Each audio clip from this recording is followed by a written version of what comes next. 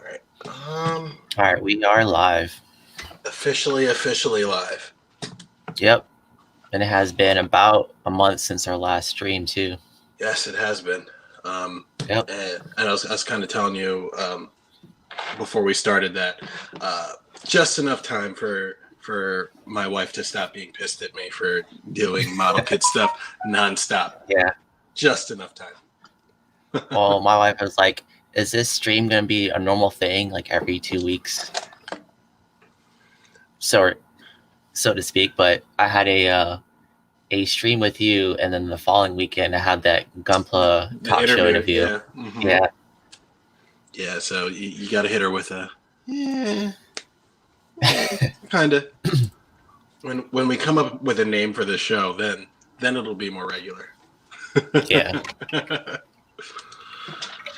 Welcome, everybody. For everybody who's here, we encourage you to interact, post, ask us questions. We want to be as interactive as we can. The comments kind of drive what we talk about here. So,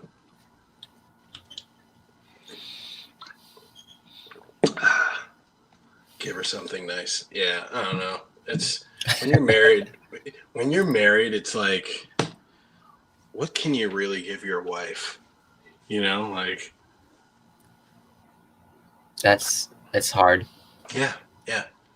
And I can't bribe her with stuff that I like because, she doesn't build or anything like that. No. So it's like, what can I do? And then I can't get her something super expensive because if I get her something super expensive, it's like, it's like she bought it too. So it's like... Well, it's like that where I seen, like, especially from my parents, where my stepdad will give my mom a gift, and it's almost like a gift for him too, like one of those things. Yep. Steve Santos said, "Dick in a box." Yeah. They discontinued the boxes that run that big, unfortunately. I'll find a box. All right. Without getting sidetracked, yes. Let's introduce your OnlyFans. Oh, yes. So, hello, everybody. It's French Bread Builds here, a.k.a. Jerry, a.k.a. FB Builds on Twitter and YouTube and all that other good stuff. Hello. All right, and I'm Ryan from RB Gunpla Works from Instagram. My BookFace is also RB Gunpla Works, and I think I got a Twitter and some other accounts too. Just probably Google it; you can find me. Yeah, I'm becoming more and more Googleable. What can you do? At least you're not on the news. That's true. That's very true. Especially with everything going on today. I don't want to be newsworthy. Yeah. All right, let's move on. So our second stream, I thought went well.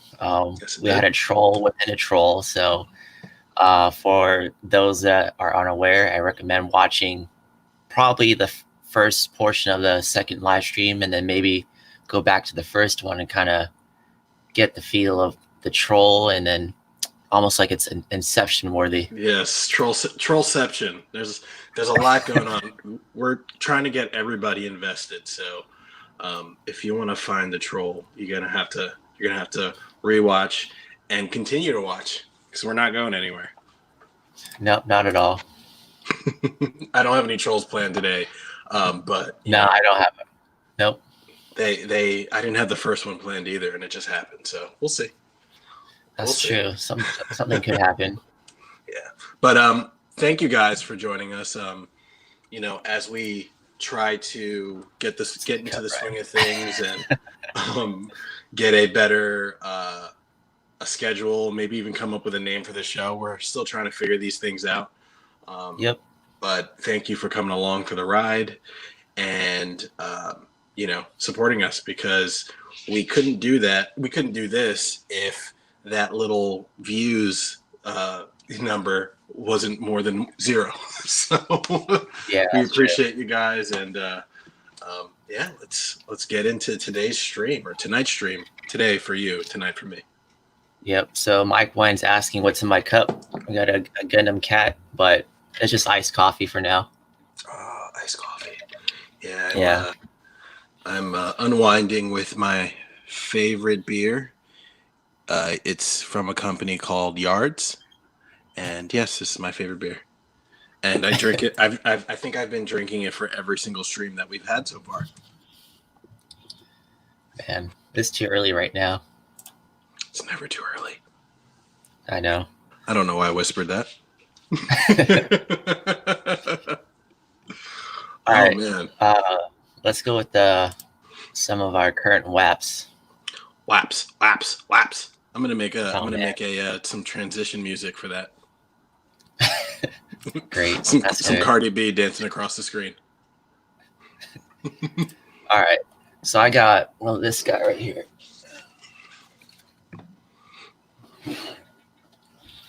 So this one's the RX-78, the Fu Gundam from the Yokohama. How is it? That's 1/100 scale, right? Yeah, that's 1/100. Is it? I actually haven't really looked too much into this, and I meant to ask you to get me one, but I forgot because I got distracted by all the other kits that I'm working on. But there's still time. Can you tell me a little bit about it? How good or bad, or what does it stack up for a non-graded 1/100 scale kit? So for this one, I would say the build quality is kind of like RE100, but it's full of detail. I mean, it seems pretty stiff. I mean, it does have the same polycaps as the RE100 kit, so I would expect maybe issues in the future. Yeah. I mean, detail overall is actually pretty good. It's perfect for painters. Very nice. For the average builder, it is sticker heavy, so that's the only downside. What's MSRP on that? I think it was like 4,000 yen. Okay, so RE100 price range. Yeah, I mean, it comes with a little sweet little action base. That's cool. But the 1/144 scale one actually has the actual enclosure, the hanger that goes around it. Yeah, I did see some promo images of that. Are they done now? Is it possible to get them? The kits. Right now, Premium Bandai Japan is doing their second wave on them. Okay. So they had this issue in September and doing another one in November, and after that, you'll be able to buy them in person starting December 22nd. So it's like towards the end of December when they actually open up the walking Grandpa Gundam. Okay. All right. Well, I might have to use your services so I can grab myself one of those, just for like a quick, wind down project in between other stuff that I'm working on. Yeah.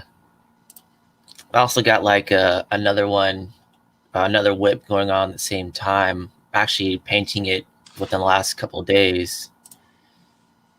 And that's the real grade Ava Unit 1. Ooh. I've been seeing some of the progress pics you've been posting. Yeah, so I mean, this one's just a resin kit for it, and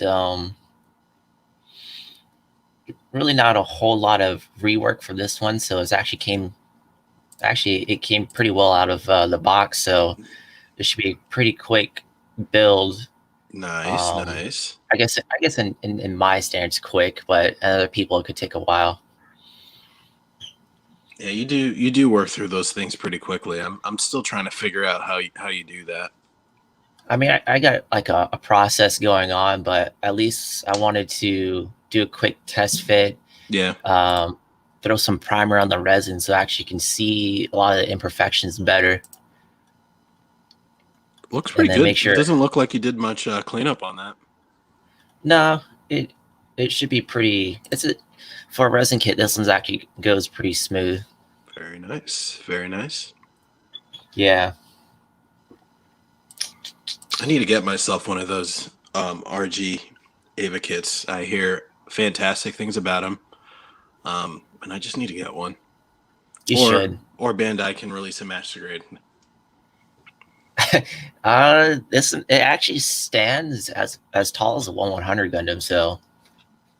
All right. Well, then I guess it's big enough for me to get then. Yeah. I mean, if you're a sucker for bases, the DX version comes up with the hanger for the Ava. Yeah. Well, that's the one that I've been waiting for to come back in stock, but I haven't been, at least for stateside stores. I haven't seen many of them in stock. Yeah, but I definitely want that one.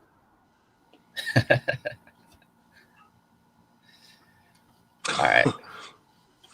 Chris switching from YouTube to Facebook. He's probably like double fisting it with the 2 phones or something. Yeah, and banging out another resin kit with his feet. Yeah, you know, he works faster than I do, so I don't know what people are talking about. Absolutely. I mean, like, here I am looking at the torso of the resin kit that I started painting, what, 4 months ago? Yeah. Yeah, it's like that one. Well, it's like that one meme. It's like that one meme where the guy just blinks and then like a whole bunch of stuff happens. That's what Chris does. Yeah, exactly. It's crazy. I mean, I'm also not the most organized person, so I'll be the first person to admit that. And if you guys could actually, like, you guys see my family room behind me, but you don't see my work corner, and I won't show you because it's disgusting. And my wife would be pissed at me for showing you guys. So yeah. But yeah. So I guess I'll show mine. I did put some. Give me 1 second. Last time I was just working on this, but it is completely finished now. This is the Supernova Hayate Liger. It's actually pretty cool. I feel like it almost has to be painted though, because it is. It's pretty loose. There's so much articulation on this thing. Yeah. To the point where it's like, why? But like, I mean, let me see if I can actually get a better vantage point here. So like, I don't understand why the back has to like be able to go like this, but it does, and then it extends. So it like, I mean, it's got a lot of posing options, but it's cool. I have the other two, but I'm not in a rush to build them. This was like a nice little inner, like a in between kind of thing. Yeah. But it's one of the things that I have. It's either hit or miss with those model kits that began as figures and then the third party company turned them into a model kit. Some of them do it really well, like Dragon Momoko did with the Destiny. Probably, I still claim that to be one of my, all-time favorite kits. Period. That one was a good build. Yeah. Others, the Dragon Momoko Freedom was just okay. The original one, not the one with the metal frame. But that one, it's good. It's all right. I'm not really that invested in the Zoids franchise, so I don't, I'm not jumping for joy about it, but it's cool. No. It was fun to build. But the main thing, I'm sure everybody wants to see. Hold on. This is what I've been working on. The MGEX Unicorn. I've got the body finished. Take a couple steps back. Yeah, I got the body finished. And later in the show, I will kind of do a little demo. Share some brief thoughts on it, because I will be putting out a review, hopefully by the end of the week, but it could be 2 months from now. Who knows? But yeah, one thing I will say right now is that this is there's no comparison. Like, this is the better unicorn. It's a kit killer. if it wasn't for the price, I would say, right? Like That's true. price wise, I get it why you would want to go with the other one. But yeah, it's good. But yes, this is it. It's solid as a rock. No pieces flew off. But yeah, it was a fun build, or it is a fun build. I'm still not finished all the way, but yeah, pretty good. That's not too bad. Yeah. I'm 20. I'm probably knocking on 20 hours into this build, and mostly because I'm building it while also prepping it for paint, because I will be disassembling it right after I finish the review. That's not too bad. Yeah, hopefully it's not. I don't want the light to break, but it's been pretty solid so far. As long as you're gonna hold on, I'm reading the comments right now. You're gonna paint the unicorn? Nah, man, I'm definitely gonna paint it. I've been wanting to paint a unicorn ever since I got the full armor one that I actually have right here, and it's literally in pieces because I can't. I went early this week. I went and looked at some of my old Instagram photos from when I was building this, and I have no idea how I ever got it to stand, because this thing is a floppy mess. I even went and I pulled the perfectibility out of the box, and it probably took me about 10-15 minutes just to get it stable enough to slide the backpack back on, because it kept falling off. But you know what? I don't want to go too much into the whole unicorn conversation just yet. But that's a whole other segment. It is. But that's what I'm working on, guys. And if you guys are still around for later in the show, I'll do a little demonstration.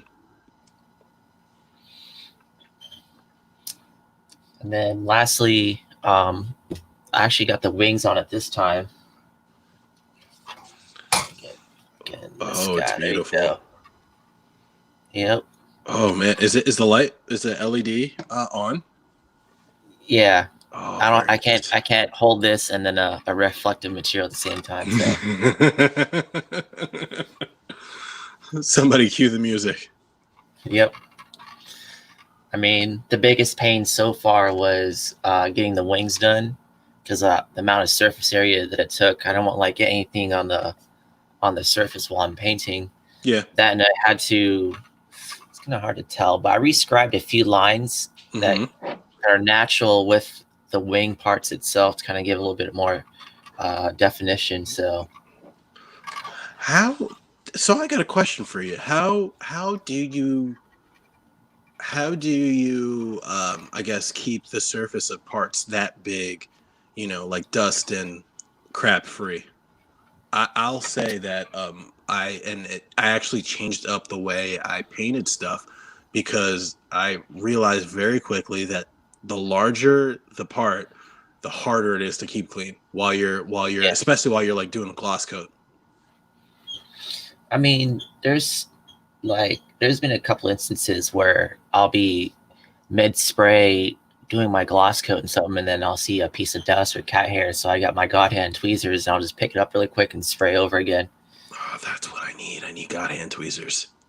I mean, they work pretty well, but also your spraying environment helps a lot too. It'd be better if it was like a sealed area, but not everybody has that luxury. Yeah. But if your spray booth is strong enough to pull suction, so it could be pulling dust pulling dust away from the kit as you're painting, because I know as you spray, it'll create a little bit of static electricity in a way, because that way absolutely I've seen stuff. It'll just cling. I mean, everybody has their bad times, but you can still do a quick spot cleanup, or you can sand the area and then blast it again with another top coat, or if it got onto your base coat. So there are ways to help mitigate or cover up, but I mean, it's just always inevitable to get any type of foam material on your kit. Yep, absolutely. So I actually had that problem a lot with the old Master Airbrush kind of, the standard foldable spray booth Oh, that, that thing sucks. yeah, I Yeah. mean, it's a computer fan and it's a crappy computer fan. I have recently switched over to the Artie Station spray booth, and uh, one, it comes with a super powerful fan, really, really powerful, and it's quiet. I don't know how they were able to do that, but it's quiet and super powerful. The one downside is the booth itself is smaller. It's Yeah. smaller than that, but according to them, the way it's shaped creates a vortex, and it like funnels air, and things towards the fan Yeah. around the area. So I've actually had a lot of success with that, and I haven't had any real issues with like hair or any fod or foreign objects or debris or anything like that. So sorry, it's a term I use at work, and I gotta be like, wait. But yeah, so I haven't had any issues like that. Yeah, I mean, because when I moved over to Japan, I upgraded to the Tamiya twin fan booth that you see behind me, and it actually works pretty well. And then with their filter design, it's not just a filter, but it's I would say like it has like slats, so that way you still have air passing through, where it can collect stuff on the side and on the main filter itself. So it's I guess it's a good design overall. I mean, it's not Yeah, the best, but it's probably one of the better ones that I've used. that's good. And I mean, I also keep a dehumidifier running in the room that I airbrush in. So I mean, I paint all year round. Rob wanted to make a comment that said God hands are overrated. We'll talk about that later. Oh no. Yeah. All right. Let's see. Hauls. You want to talk about the stuff that you've gotten in? Sure. If I can not.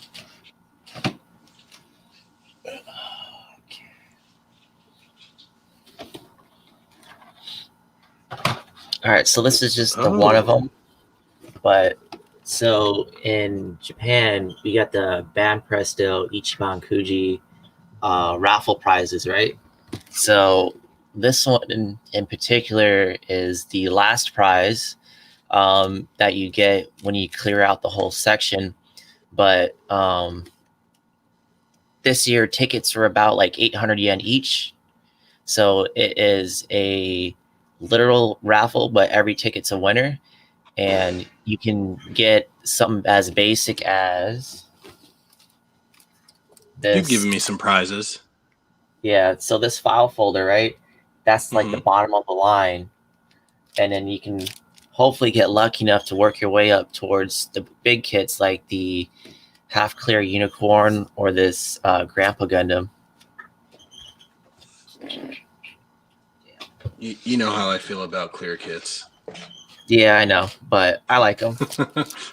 I mean, it goes to a specific audience, but that's true. It's still good for any collector. That's true. And I think and I'll tell you what, if I built one, painted the inner frame, and did all that other stuff, I'm sure I would love it too.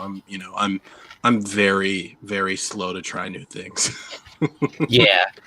But then there's other like neat prizes. So another one was these plates that you can get. Ooh. I know I gave you one last year. You did. That Let was me see if I still have it here. It was like literally for smokers. It's so weird how smoking is like culturally different in other places. Yeah, I know, right? I mean, this is probably good for like a sauce dish. You like put some ketchup, soy sauce, mayo, whatever you like. Yeah, this is the one that you got me last year. The unicorn one. Yep. Yeah, it's cool. And these are like how are these? Are these at like convenience stores or something? Like, how does this work? How does I never really understood how the whole prize thing works. So there's mostly at convenience stores like 7-Eleven. They got them at Gundam Base or like certain retail shops.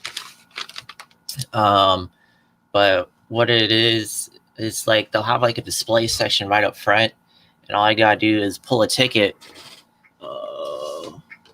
Like you bring it to the cashier, indicating that you wanted to do this raffle, and then just let them know how many tickets you want to buy. You buy the tickets, and then you'll pull up these cards from a box at random. So they'll let you pick it, and then all you gotta do is open it up, and then on that one side that has the part that you do peel off, it'll indicate what prize that you've won.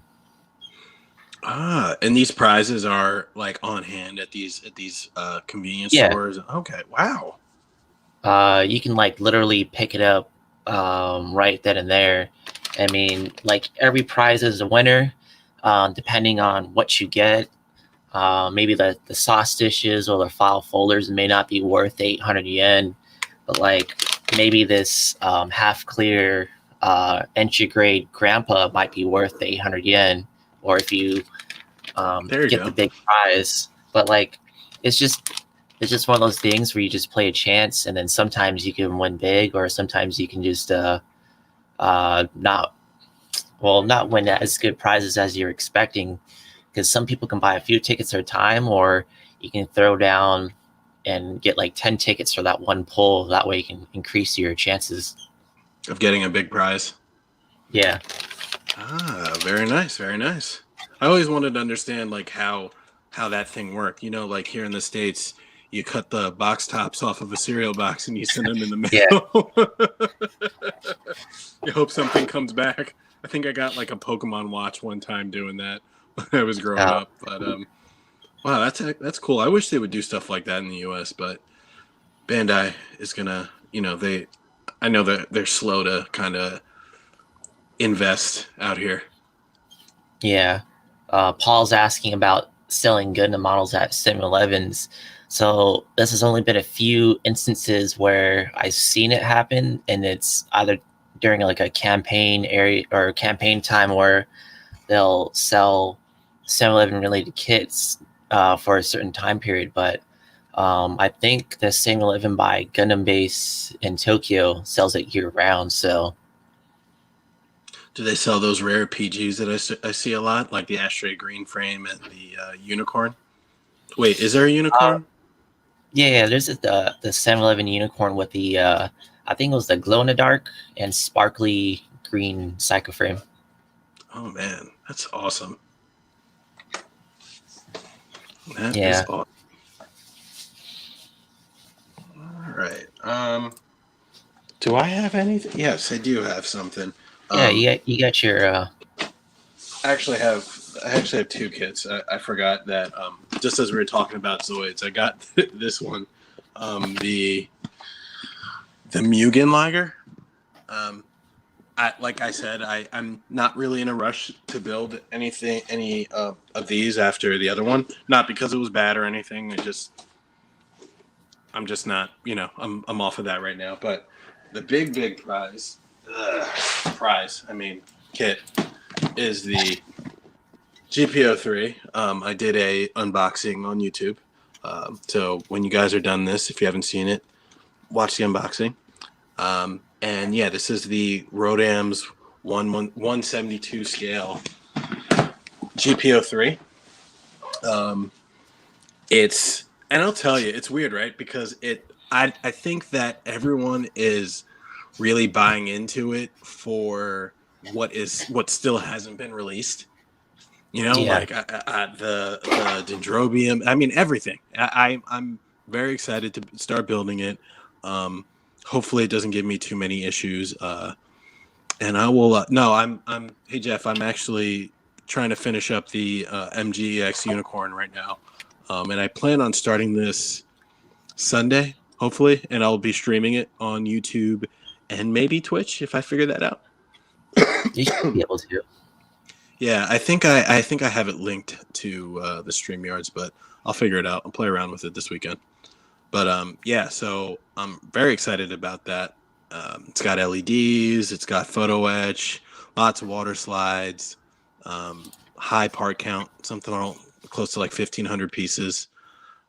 So it's gonna be fun. To me, a lot of fun. Yeah, the what you call it, from what I've seen of people posting, it looks like a pretty good kit so far. No real issues out of the box.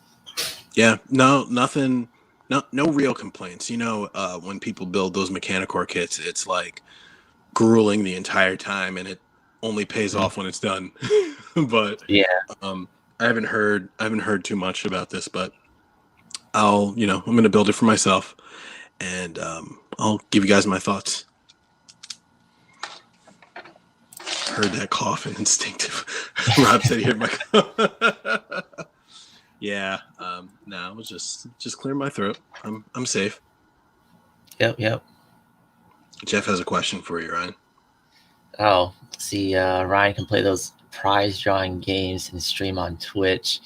I don't know if I can do that in public because they don't like people going on video here. So, like, for example, if you go to like a convenience store or just any type of store, they'll have like that warning sticker says with the camera with a slash around it. So maybe not.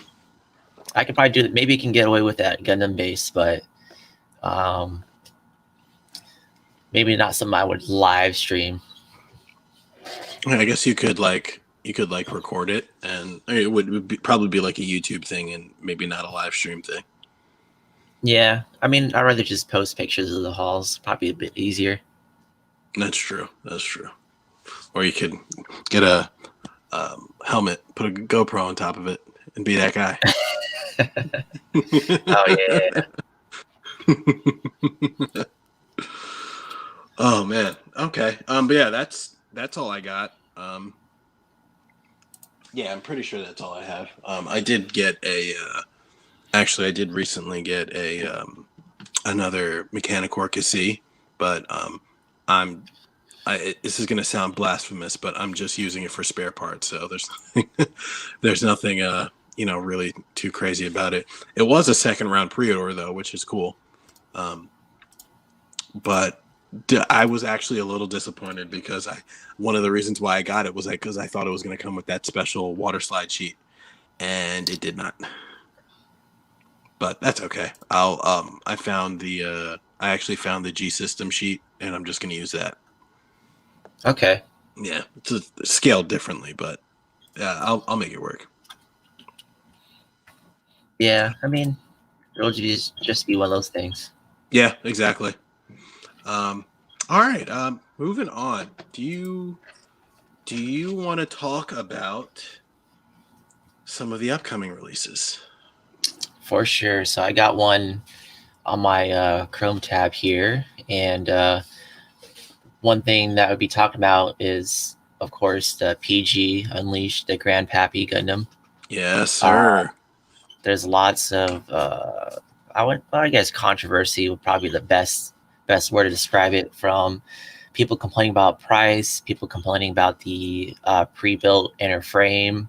So I mean, we probably have to take it for what it is, but most of the time people still buy it, so there's no worry there. Yeah, I mean, objectively, I feel like it comes with a little bit more than the PGXia Lighting Edition, right? Yeah. And it's priced lower than that, right? What was the box price for the full light up version of PGXia? Wasn't that around $300? Lighting. It was actually pretty close to the price of the PG Unleashed, actually. And really? Yeah, it's actually. I'm trying to look it up right now. So actually, HLJ has got it listed for 30,400 yen. So that's okay, about 3,000 yen more than the PG Unleashed. So yeah. So I mean, I kind of when it comes to stuff like this, I, I'm realizing that whether something's worth it or not, it's kind of it's subjective to you. It's like, what do you enjoy about building, and what will you get out of it? So, Yeah. um, but I'm not rushing on the first wave. I will get it, but I'm not in a rush. Not because I don't think it's cool or anything, but I'm not rushing to get another RX-78, but it looks good. I'm pretty impressed with everything it comes with. Um, I'm surprised that the hand having an inner frame within an inner frame Yeah, of those it's things. in layers. It seems kind of excessive, but I'm sure it would be really fun to build. Yeah. So I'm with it. Light up beam sabers, which is cool. I think that's isn't that the first time we're getting that on a Bandai kit? Actually, you'd be surprised the Perfect Grade Zeta had a light up beam saber. Really? Yeah, I'm Huh. pretty sure. Interesting. Yeah, I mean, I'm I'm pretty looking at sure it it was right the now. Zeta. It looks awesome. It absolutely looks awesome, and I'm like slowly changing my mind about getting it in December when it comes out. I just like what I don't want to do is get another big project that's just gonna sit because I have other big projects that I started. Oh yeah. And I I mean, already I cleared off my desk for the MGX Unicorn and for the GPO3. So and those are probably going to carry me till. I mean, I'll straight build them now, but I won't be finished painting them until probably sometime in late next year. I feel you. I mean, I'm not Oh, gonna it play looks the so movie. cool. Yeah, It it looks so does. I mean, cool. the open hatch feature is probably what sells a lot of the more builders with an engineering background, so it'll cater to Mm-hmm. them. I just hope that I hope that it holds up well, even playing with the open hatch. Did the old school PGs that had all of those open hatch features, did those end up being a problem? Like the Mark II and the GPO one and the original RX-78 had a lot of open hatches too, didn't it? Yeah, it had the open hatches, but when I built mine, it was tied to a polycap. So like sometimes over time the polycap loosen up and the Oh, that's yeah. interest. That's an interesting choice. I mean, for for at the time, it's actually That's good true. for yeah, it's good for its time. But like other than that, I mean, it does show its age in today's standards. Yeah, I mean it looks amazing. I'm 100% in on this. And we'll see whether I get it in December or not. I would honestly rather wait until someone in the States gets it because if shipping doesn't get back to what it used to, or maybe I'll get it from you actually, but if shipping in the States doesn't, or shipping to the States doesn't improve, I might as well just wait anyway because any place I order it from is either it's gonna cost a crap ton via like DHL or US or UPS or something like that to get it shipped, or Yeah, it's going by sea mail, which will take 2 or 3 months. yeah, that's true. I mean, the only downside is that with it being a December release, it's gonna be releasing at the worst time of the year in terms of the postal system, Yep, and absolutely. with it already bogged down as is, it's gonna just suck overall Oh, for those absolutely. wanting it. Yeah. So I'm probably gonna wait until it gets to the States, probably maybe, unless Maybe by you're strolling springtime. through. Yeah, or maybe you're strolling through and you find it and you're like, "Hey Jerry, I got it," and then you can send it over to me.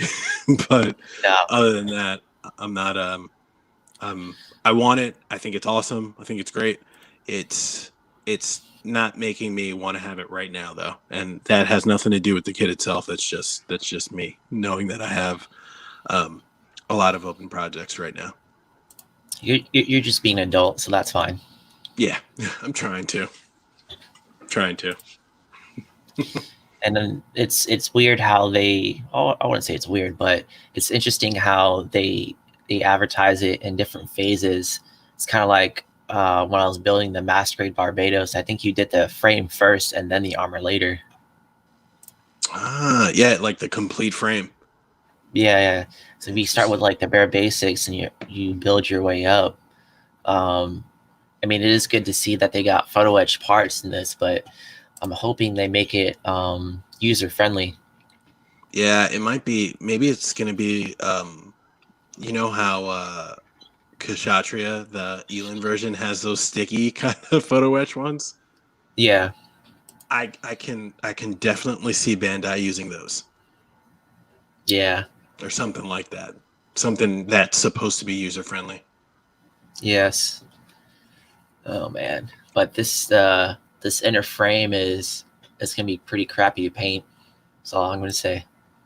Oh yeah, absolutely. 100%. But it should be able to at least cover up everything, but I just hate cleaning up the mold lines on it and everything like that. Oh, I know. And between you and me, I would not do that. No.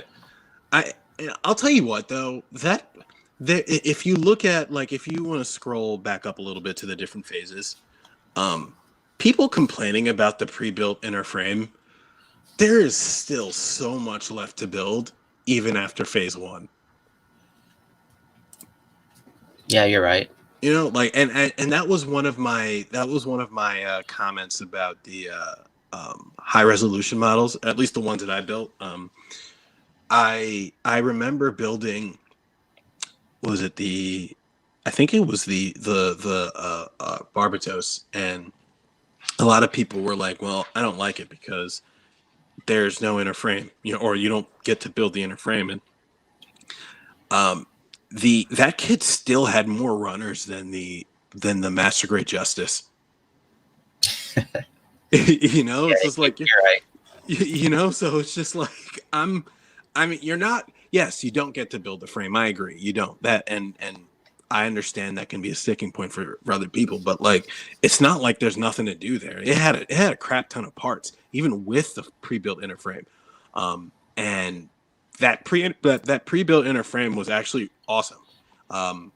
It was the most die cast in any of the high resolution models, period. And it was really heavy. It was really weighty, and I enjoyed it. But yeah, I'm not turned off by the pre-built inner frame. Like, that's like the bare bones. Phase 2 still looks like there's a ton of armor that goes on top of that. Yeah, I mean, it maybe their intention was to streamline the build a little bit more with how much extra small armor bits they have planned for, at least for the open hatch feature. Yeah. So, I mean, I'm pretty sure it won't be that bad, but I guess my only concern would be with how posable this kit has been advertised, if it would lose its inner strength per se, for like in terms of posing later on. Yeah. Or having it stand on its own. Yeah, I'll make compromises for stuff like that. You know, if having, and I'm assuming it's pre-built and it's got some metal parts up in that base frame, right? I would hope. Maybe. I have no idea. It's hard to tell. But yeah, it's not turning me off of the kit at all. I'm okay with that. No, not at all. It's interesting though, with, you know, we have two new classes of model kits now, right? You've got Perfect Grade Unleashed, and you have the MGEX, and I am really, really, really interested in seeing like what the second kit in each of these lines is going to be.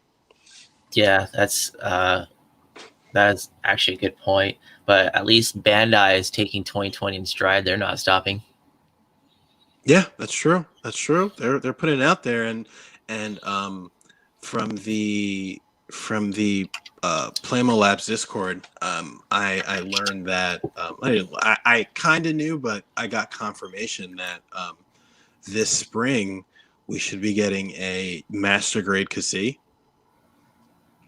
So that's great. I think was it Ngawa that told me that, or somebody came in there and said that and let me know, or let us know in there. Yeah. And I am really looking forward to something like that. And I'm thinking, like, is that going to be the next MGX? You know, I doubt it though, and the reason why I doubt it is because the Kasi isn't really that complex of a design overall.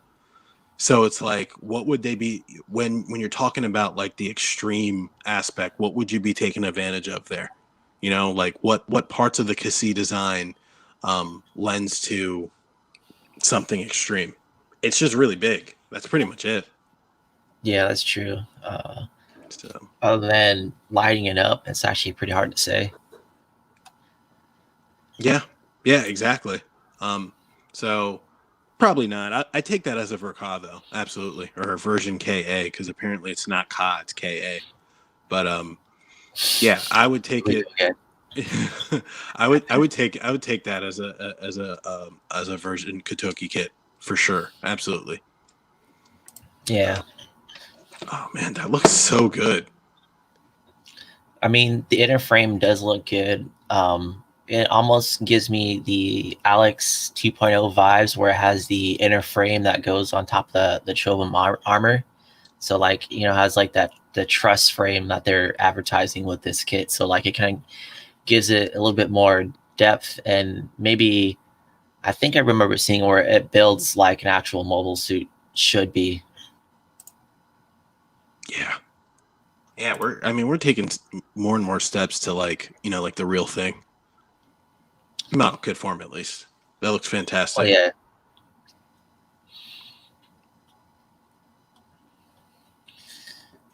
But I mean, it does have good posability. The inner frame for the hands is kind of a bit weird, but yeah, hopefully, because there's more of them with a bad like mold, or not mold, like seam line. So yeah, I'm actually really, and you know, it might come out that it actually does have you know, posable hands, but that's interesting that they're going with fixed pose hands for everything. But I mean, at the end of the day, I have almost always wished that I had a pair of fixed posed hands for every kit that I've built that had posable fingers. oh yeah, you're right. You know, so like I'm glad that they give you that option, but yeah, that's it's I've seen that it's a problem for some people, but it's 100% not a problem for me. I'll take you know, functionality over anything. That's true. I mean, it with the fixed pose hands, it does help a lot with the when carrying weapons or anything like that. Because otherwise, people will just have issues with popping off fingers or. Yep, absolutely. Absolutely. Man, that thing is detailed. Like really, really detailed. Yeah, they got photo etch parts, this metallic 3D seal. I'm assuming just maybe metallic sticker or something a little bit more. Otherwise, it looks thick. Yeah, it does. I do like that they incorporate the navigation lights with the port and starboard for left and right and all that. Yep. So it kind of gives an added realism. I mean, they got metal parts for the thrusters, the head Vulcans. You know what this is telling me? This is telling me that they were fully capable of making the metal structure new a PG, and they chose not to.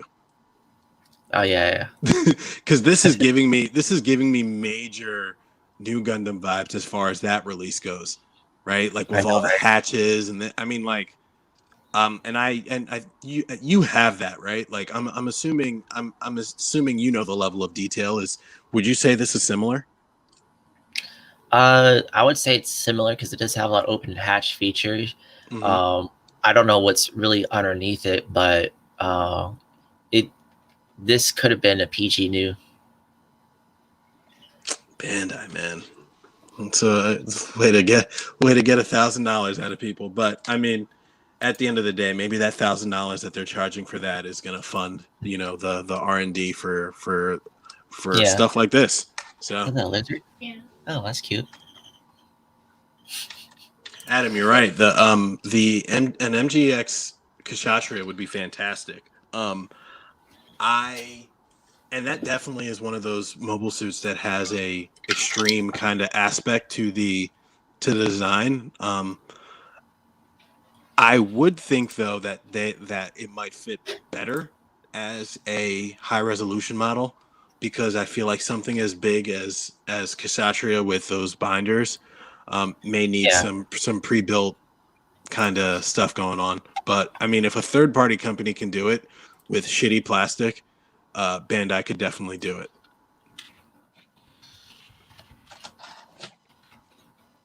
And I'm talking about the Metal Club Kshatriya, which was actually, it was great. It was like, I mean, you remember the plastic on that thing? It was not very good.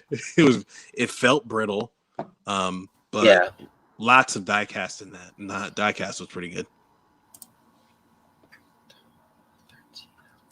Yeah, I do agree though. I mean, PG Unleashed New Gundam. That would have been that. Like, I feel like that was a missed opportunity. Yeah, it is. I'm sure it'll come though eventually.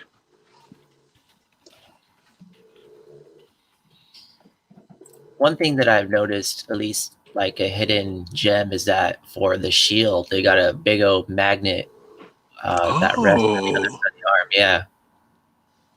Look at that. So that way you don't have to deal with a peg and then it getting used over time, where you just got a magnet where you can just slap it on. Yep.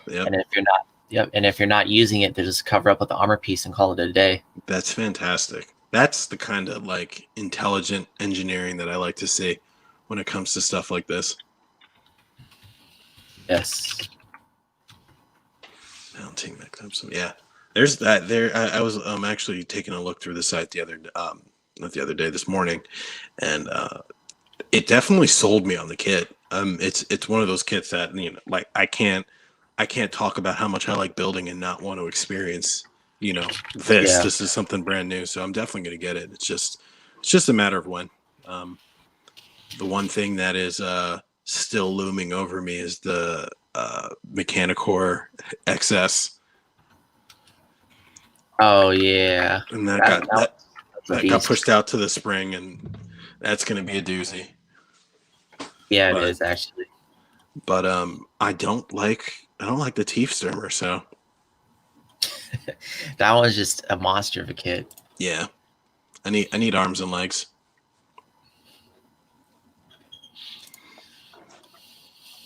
Oh man, LED. I mean, they really went all out on this. I gotta say, what is this priced at? MSRP is 27,500 yen. That's like, I mean, to be priced at like 260 USD, I feel like that's a pretty good value for what you're getting. It is, especially for what you get in the entire package. Yeah. Only thing it's missing is a hanger. I feel like it should have a hanger. It should, but that's just gonna be way too big. Yep. But what I'm curious is that the portions of the kit and how tall it will stand. I mean, I'm sure it'll be still shorter than the Unicorn Gundam, for example, but yeah, since the original Perfect Great Grandpa was kind of like a little bit husky. Yeah, on the chunky side. Yeah. So, I mean, it looks like it'd be slim and more athletic. I got some variance in pricing so far too. So what I like to do is I like to go with my rule of thumb for converting from yen to USD is that I'll, like 20 was it 27,500? Yes. I'll like take that and then I'll subtract like 5% from it to get the US the US kind of going rate. But 275 to 295 is probably what you can expect for US shops, maybe smaller ones at least. I'm sure like the new types and the USA Gundam stores will probably have it priced at about 260 ish. And I'm assuming that probably has something to do with the fact that they order bulk and volume. They're probably ordering as much as they can. They get a better price for it. Yeah, that's for sure. I mean, to use you as an example, the Masquerade or MGX Unicorn was 25,300 yen, and I think I found one like, was it like low 200s? Yep. Yeah. Like, yeah. It was like two. I want to say it was like 211 before shipping. Yeah. So like something like that. That was like almost $40 off, basically. Exactly. Yep. And then another $15 for. I was like 230 something, like 230, 232 right out the door. Yeah. So that ain't bad at all. Yeah. And I mean, every place will be different in terms of pricing, whether you buy it local or online. Yeah. I mean, now unfortunately that everybody in the US gets taxed tacked on to their order, especially for internet sales. Yep. I used to get away with that, and now it's like it could actually, depending on where you're shopping and the prices, it could actually point you in a different, point you in another direction in terms of where you would buy it. Yeah, that's true. Oh damn, Wyatt moved away. I will say that this was an awesome thing to add in for a Sailor Mass figure with the kit. Yep. Because that's everybody's original Bay. The OG. Yep. And the hair's it looks just like it did in the anime. Yep, pretty much. But people were complaining about the Core Fighter looking a little bit stubby at the nose. But I mean, that's what they're going to complain about. This thing is not anime accurate at all. So no, it's not. You know what I mean? So let's not like, I mean, now you know what? Everybody has the right to have an opinion. I'm not gonna say that they can't feel a certain way, but no, that is like the Core Fighter is probably like the least of the things that I'm thinking about when it comes to this. No. That's got some pretty damn good posability for a perfect grade. Yeah, I know. I better come with an action base because otherwise you can't pull it off. Yeah, that's true. That is true. But I'm sure it'll have like a lot of P Bandai variants with it. Hopefully. Oh, absolutely, absolutely. And they better come with something extra. Otherwise, I'll just get another one of these and paint it. It's one of those things that thankfully but you got to remember, I'm also not a collector. Yeah. I'm an accumulator. It's different. Well, yeah, you're right. I mean, everybody has their own personal tastes or opinions when it comes to building or collecting kits. Yep. Yeah, and Delphi Decal has made it a lot easier as well, since they essentially release water slides of everything. When like almost every special edition Gundam base, whatever, they've got copies of it. Like you can buy a regular RX-78 3.0 and make it into any version that has ever come out, because they have all of those. They have all of the water slides. Yep.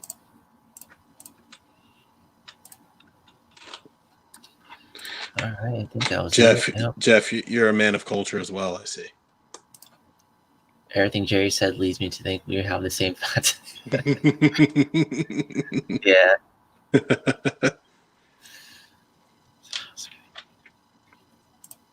Yeah. I don't know. I think one of the things that also keeps me from liking things like clear kits, or maybe not, I don't want to say liking them, but like that keeps me away from them, is that I don't display anything, right? So Yeah, that's right. there's less incentive for me to buy something like that because it would like, what am I going to do? Paint it up, do it clear and then, put it away. In my head, I might as well just paint a regular one, right? Like, Yeah, you're right. yeah. So that's, and maybe that'll change eventually as I get myself set up. But um, yeah, there are a lot of kits that I want to see painted in like full, color schemes first before I would go and start doing, clear kits. Unless I got one like for free or something, and I would do that, But yeah, there's a lot of stuff on my list first that I wanna tackle. Yeah, that's fair. No love for YouTube comments. We can see them. We see you, Hasaki. Oh. All right. So another thing, at least for upcoming releases, right? Mm-hmm. So this is a E model. I guess they're from China. They're making Iron Man kits. Aren't they the same people making the Mega Man kits right now, or those I believe so. Yes. yeah, and those frame arm girls adjacent kind of looking kits? Yep. And I think Gundam Model Center said they're not carrying them though. Oh, they won't be. I think that's what I heard. Oh, it's about time. It really is about time. Yeah. Get me a war machine. That's what I want to build. Well, this one actually, because I got another tab open for for what's inside the box. So let me get that up. Share screen. Chrome tab. The Mark 85. There you go. So this one's like I think the luxury version, where it's pre-painted, but this is the breakdown of the head. Oh. Yeah, so it has a light up little mini circuit board for the eyes. And that is only the luxury version? Well, I mean, I think there's other versions too where it may be just unpainted plastic. I see. Yeah, so you got a switch behind the mask. Let's see. Oof. So there you go. With it lit up. Oh man. I might be into this. Yeah, I know, right? Because this one gives me God, what was that anime? I forgot. It was like the Japanese version of Iron Man.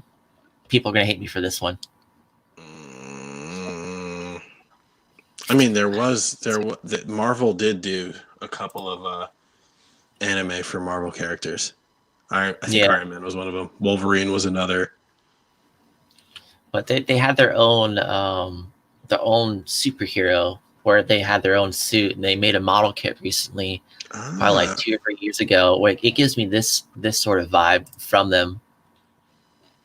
Oh, that's cool. I want this. So I'm assuming that it's released already, or it might be released soon, like very soon. Because Dachong usually doesn't get reviews up unless they get like the sample ones that come from the factories when they're about to ship to everyone. That looks pretty cool though. I'm a fan. Yeah, it's I mean, just builds like an entire kit. I think there's some with metal parts. I mean, it has, I guess, a pretty simple inner frame, but you just attach. Steve said, "I can't believe I didn't Ultraman. say it either." Oh my god! I can't believe I didn't say that. Yeah. Oh jeez.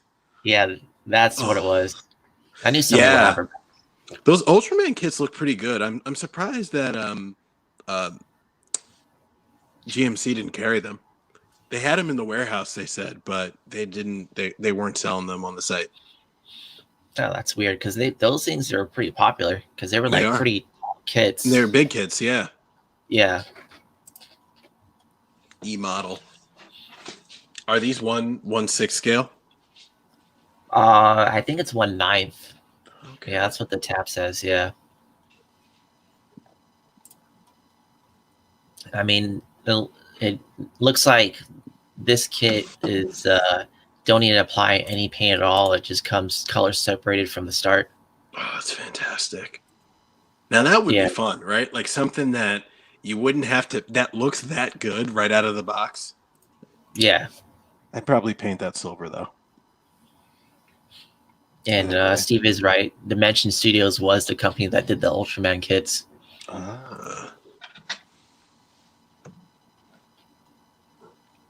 mean, like it's just crazy of how good it looks because it kind of gives really good. The with the Real Great Sananji where it has the raised edges and you just put the armor in between the sleeves. Yeah.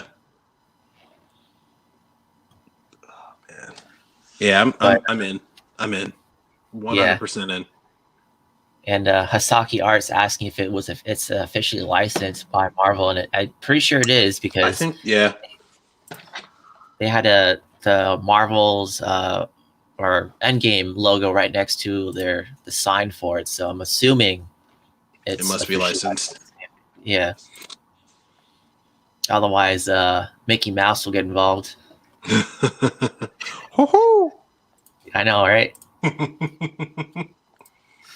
I'm looking at some of these Dimension Studio Ultraman kits, and I want one. They come on a couple of variations, but they're pretty cool kits. Yeah, I won't be. I mean, I'm not. I think I watched the series a little bit on Netflix, but I don't really know what's going on.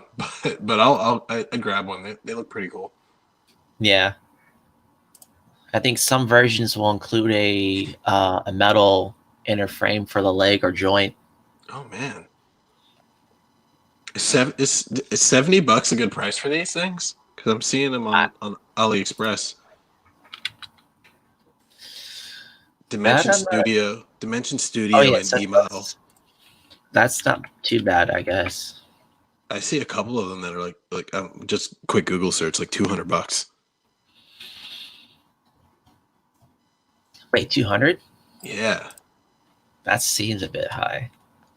Let me see, which one is it? $225 on eBay. Maybe it's built and painted. Maybe, well, it could be.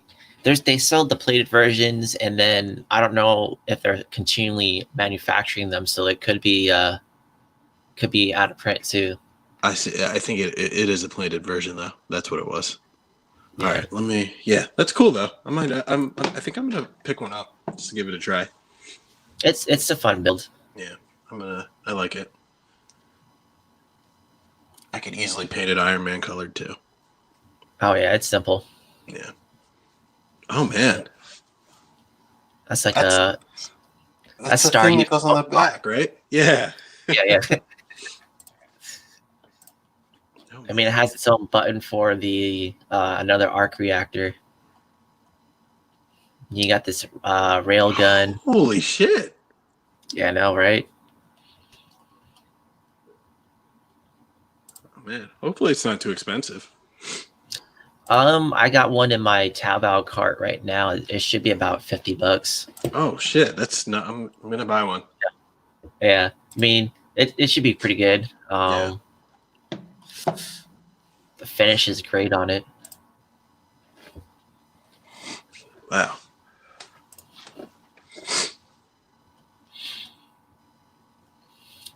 Oh wow. Yeah, I mean, for $50, like, come on, you can't get better than that. No, you can't. I'm assuming this version might be a little bit more because it's pre-painted, but at least the base kit's $50. Yeah. Beautiful. Absolutely beautiful. Yeah. Some nub marks, a little bit of nub marks there, but nothing that can't be dealt with. No, not at all. But it overall looks pretty good. It does.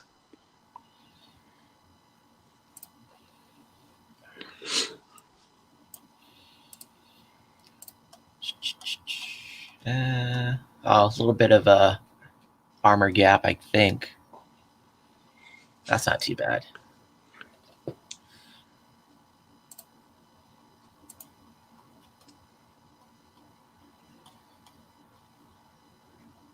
Huh, that ain't too bad. Mold line on the head. Good posability, especially with the neck. Yep. I'm with it. I'm absolutely with it. That's great. Looks like is that light piping? Yeah, it's for the holsters in the hand. Which is kind of funny looking.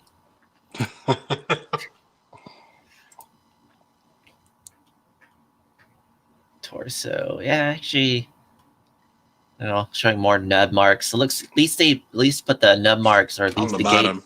Gate, yeah, where it can't be easily seen. They're being smart about it. Yeah. I mean, I'd be afraid to do some crazy posing with this kit if I were like Scratching up that paint. Yeah, yep. Absolutely. You're scratching that up. Maybe that's one of the ones you actually get the painted version for. Probably. That way we don't have to deal with it. Yeah. Otherwise, this thing's pretty solid in my books. Yeah, I agree. I'm with it. I like it. All right. Time to move on. All right. Oh, my favorite topic of discussion right now. Which one? The MGEX. So I'm going to let me see if I can do something crazy here to do this demo. Hold on. So guys, I'm going to, since I have the unicorn built, I'm going to show you guys what I have so far, what I've done so far, and what it can do. Nothing too crazy. This is not like a review or anything, but I just wanted to give you guys a demo. So what I'm going to do is I'm going to join this on my phone. Let me just make sure that I don't make everybody deaf here. Give me 1 second. Make sure you turn off incognito mode. Turn off incognito. What do you mean? Oh, never mind. It was a joke. Did I miss it? I'm not sharing my screen. I know better than that. All right, let's open in Safari.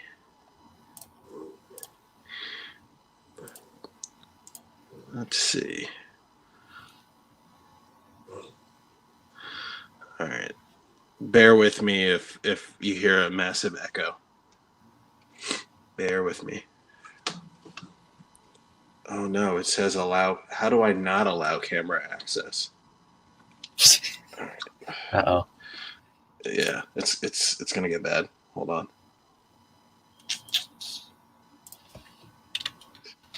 Haha. Now I just got to figure out how to switch the camera.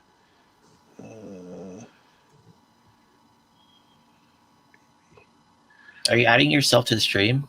Oh, shit. Yes. Oh.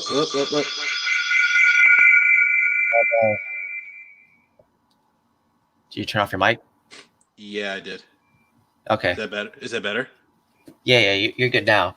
Okay. So how do I flip the screen? You're backstage. I can add you to the stream. Okay, can you add me? Oh, look at that. Okay, let me see. How do I try to figure out how to flip the camera? It should be a icon that has flip camera. Uh-oh. Allow.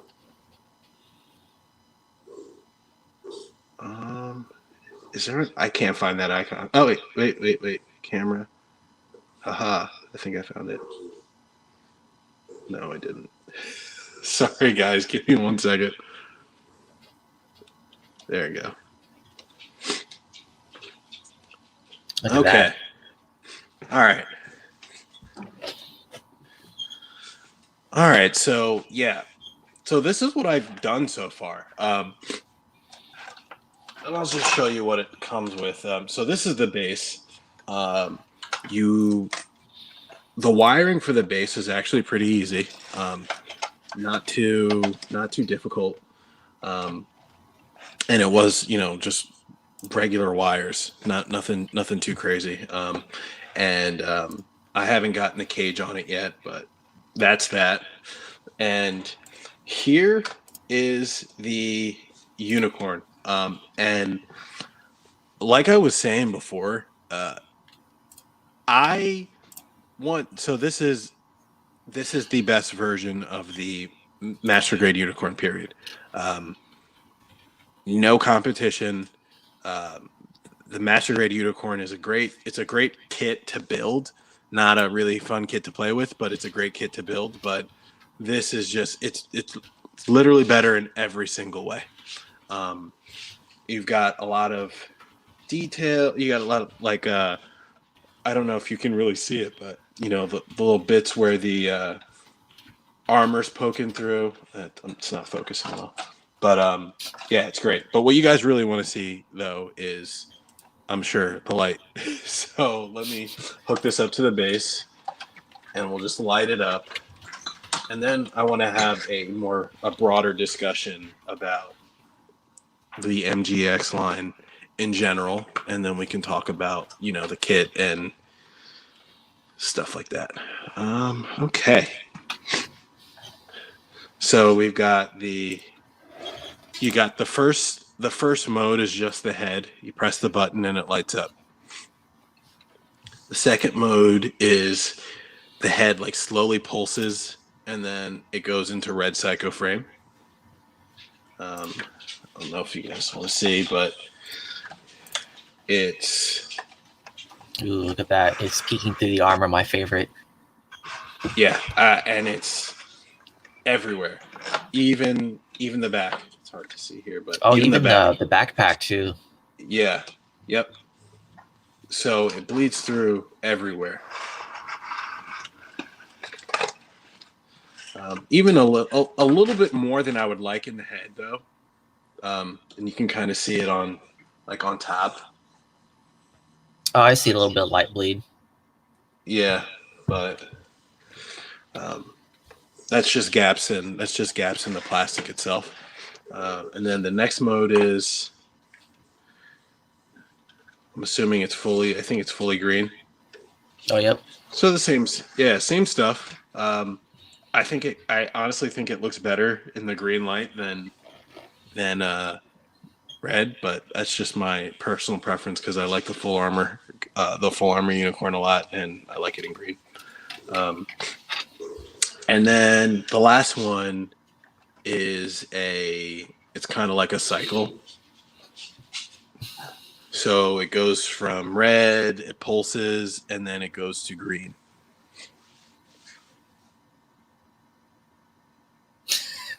Damn, Asaki Art's a dick. Saki better get out my stream. It's been reviewed all over YouTube. Probably everybody's seen what it does. Damn, shots fired. Listen, this is my kit, and I like it, and I want to show it off. I do what I want. That's all right. It'll be like those YouTube or people starting up YouTube, their own channels, and just reviewing kits that have already been reviewed like a decade ago. Yep. And that's it, guys. It's great. It's solid as fuck. Look at this. Look at that. Solid as fuck. It just doesn't get better than that. But anyway, and now I can turn this off and we can boot that other stream. I don't know how to. I got you. Perfect.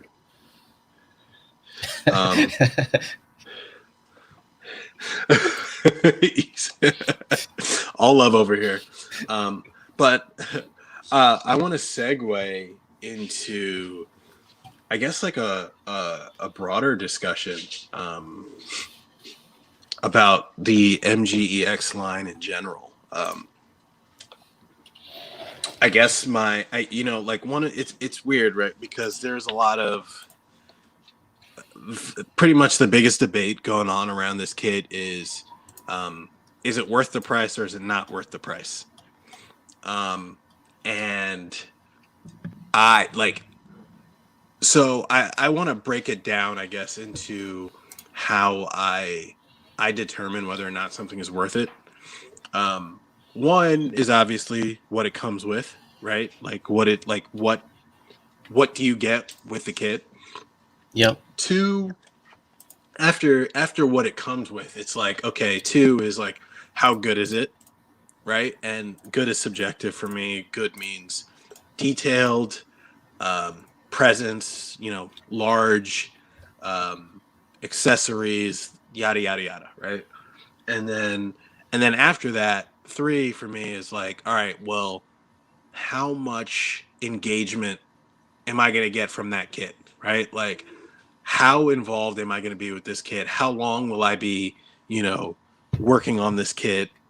What is the, like, how how long will this kit keep me drawn to it, if that makes sense, right? No, it makes sense where you're like, it'd be like just like buying your new car and then still looking at it the same way as from the first day. Exactly. So, and I was actually talking to somebody about this earlier this week, and I'm like, all right, well, they asked me, they're like, well, I don't think it's worth $200 something, and I'm like, I can see where you're saying that, but like, I am what 19, I'm probably 19 hours into this build right now. From building it and prepping the parts and kind of preparing stuff for paint as I do this, and I'm Yep. not even done yet, right? Like, I'm about 18, 19 hours into it, and I'm not even done yet. I haven't even talked about painting it or anything like that. This is just getting it to the point that I want to get it to, right? So, like, how valuable is your time? You know what I mean? Like, Yeah. I'm like, that's one of those things that I see it like, if I could, if this is something that I'm gonna be coming back to for the next 2, 3, 4 months, whether it's because I'm just appreciating it or because I'm actually working on it, that's, for me, that's an easy $200 spent. Yeah, of Easily. course. Like, that's something that is going to be a project for me, and like, I don't necessarily look at Gunpla as like, as much as like, how much plastic do I get. I look at it as like, how much how much involvement and joy am I going to get out of this specific project. So like, for me, it's like, like, for me, that's worth it. Yeah, it is. I'm gonna spend three months on a kit, or 3 months with a kit. That's like, you know what I mean? Like it's almost like you kind of pay to play. You know what I mean? Like, Yeah, it's a little bit. and that's kind of that. At least that's the way I see it. Not every kit's gonna be that way for me. Um, I have, like, like, I've got investment in other unicorns. So, I'm coming at this from the perspective that I spent a lot of time with the old unicorns. They were terrible. Um, but, I still built them. I enjoyed the build process for all of them, even though, the finished product wasn't that good. But, and now, like, I think probably one of the biggest things for me is, like, once I found out that the full armor uh, equipment was compatible, Yep. that was easy sell. Very, very, very easy sell. Um, Yeah, it is. because I spent a lot of time with that full armor unicorn, that I was like, I'm gonna make this work. I'm gonna make this work. I'm gonna make this work. But every Nope. time I pulled it out of the box, it was just so infuriating, and just, that's just what it was. I mean, I don't blame you because I still got a full armor unicorn in the box too. It's so bad. It's so bad. Like, and and I'll get credit where credit is due, right? Like, the kit came out, the base kit, 2007. right? Like it's Oh an yeah, old it was a long time ago. it's an old kit, right? And I put that in put into perspective. It was really advanced for its time. And in unicorn mode, it's decent. Yeah, You know, like it's just decent. That's it. It's decent.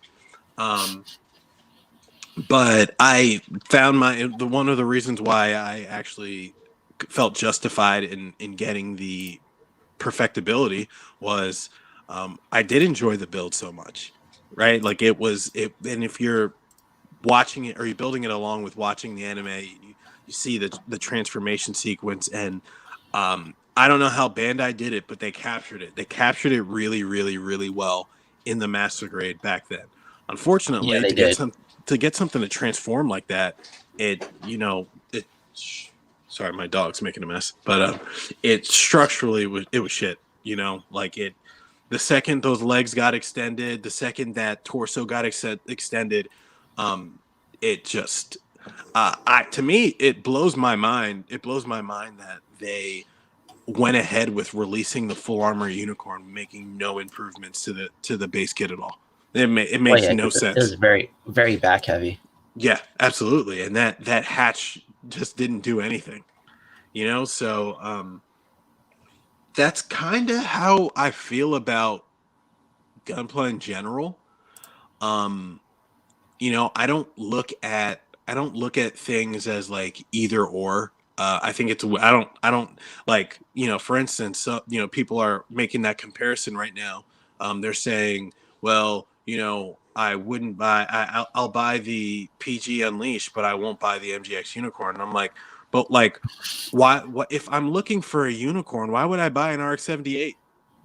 Yeah, You know what I mean? Like I don't necessarily think of it that way, right? So it's at least that's my train of thought. You know, obviously everybody has their own preference, and not, you know, not like nobody's preference is wrong, obviously, but um, no, not at all. you know, but for me, you know, I've got, I've got probably another 3 months with this kit. You know, when everything is all said and done. So, um, I can look at something like this and I'm like $200, whatever. You know, like I'm not gonna buy. You know, people are like, well, you could buy 5 basic master grades for that. Well, but I'm not going to though, right? Like, No, you know, like I'm not gonna buy those basic master grades, right? Like I'm not gonna.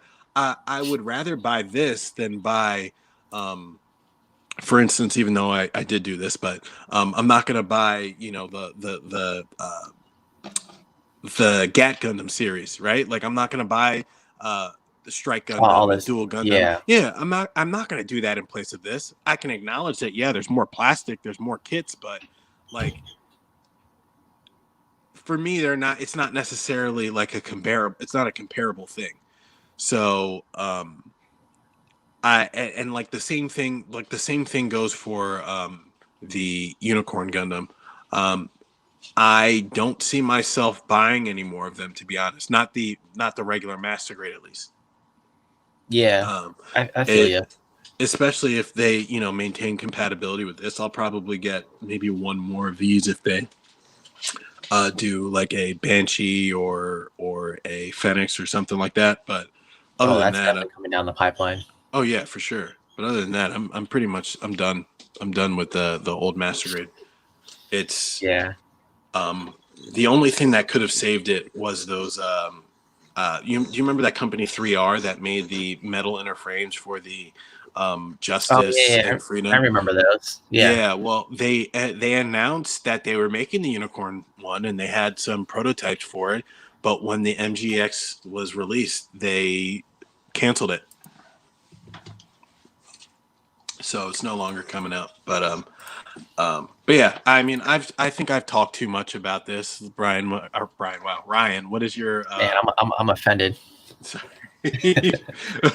Ryan, what are your thoughts on the MGX and everything? Uh, I think I haven't built mine yet. It's still in the box inside the actual like legit carton box from Premium Bandai Japan. But anyways, for the price, it's not too bad. But for me, I'm a sucker for LEDs. So after I built the RG lighted unicorn, Mm-hmm.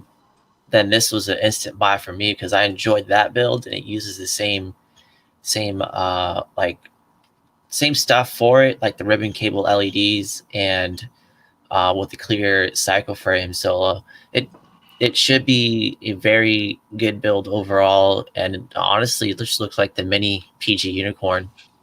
Exactly. So I'm actually reading Hasaki Art's comment. He said, uh, a design like Full Armor Unicorn or the Deep Striker are meant to be brick and hardly has, or meant to be a brick and hardly has or should have any posability. At the same time, with customizing, you can fix everything. That is true, and that's fair. But I think that it's also okay to um want to customize something that you have, like something that you have like this, and not have to do, you know what I mean, and not have to, Yeah. because and I'll tell you, like, and granted, painting, just simply painting could fix a lot of the loose parts of the old master grade unicorn. uh One of my issues with it, though, is that it was just not fun to handle. No. You know what I mean? Like, it's like it wasn't fun to handle, and but this has been a blast from build to handling to posing and everything like that. Keep in mind that, especially, specifically the full armor unicorn. Um, the full armor unicorn is great because it comes with an entire arsenal, meaning that Yeah. you don't have to have the full armor unicorn all the time, right? Meanwhile, even if you didn't have like the whole full armor equipment on, that old unicorn sucked with just the the B magnet, right? Like, and Yeah. it wasn't fun. You know what I mean? Like, yeah, like, there's lots of stuff you could do. I could put a magnet in the hand. I could put a magnet in the handle. Boom, it wouldn't drop it. I could glue that back tab thing that when it's transformed, that keeps it from wobbling. Yeah, I could do that too. Yeah. But like, I also now have the option to do that with this and not have to worry about any of those fixes, right? And I have something that I can handle, and I can do this and I can do that or whatever. I didn't post this picture, but I did something with this unicorn yesterday that I was never able to do with the old master grade. Let's see. It's nothing sexual. Oh. um, and you guys probably can't see it here, but it is literally the MGX holding onto the beam javelin of the unicorn, of the old full armor unicorn, with the handle in its hand and with Yep. arm fully extended, right? Like, it's like, I almost feel like you had to have suffered with the old one to be like, okay, I appreciate this, and like this is why this is awesome.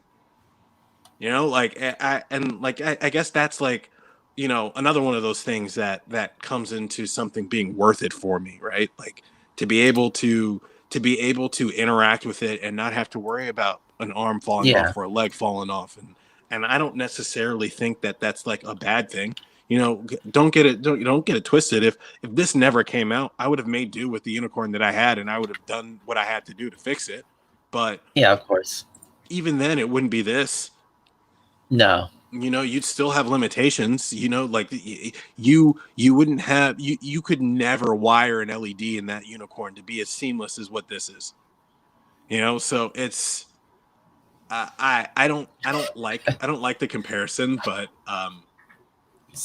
it's one of those things that there people are just gonna compare anyways. yeah, and I get it. I think that, and I was telling you this the other day, I think that a lot of people don't necessarily have the same reference point that I have, because the master grade unicorn got such a bad reputation that a lot of people just stayed away from it. Yeah. So for other people, it's like, it's for them, it's like it's another unicorn, but like, for people who have built the master grade, it's like, oh wow, it does stuff, it works, and I don't have to do this or that or put a magnet here and wire that inner frame and do this and that or whatever. Like Yeah. it's an objective improvement. I think that helps me justify why it's worth what it costs. And if you didn't, if you didn't spend hours suffering through the old one, you might not.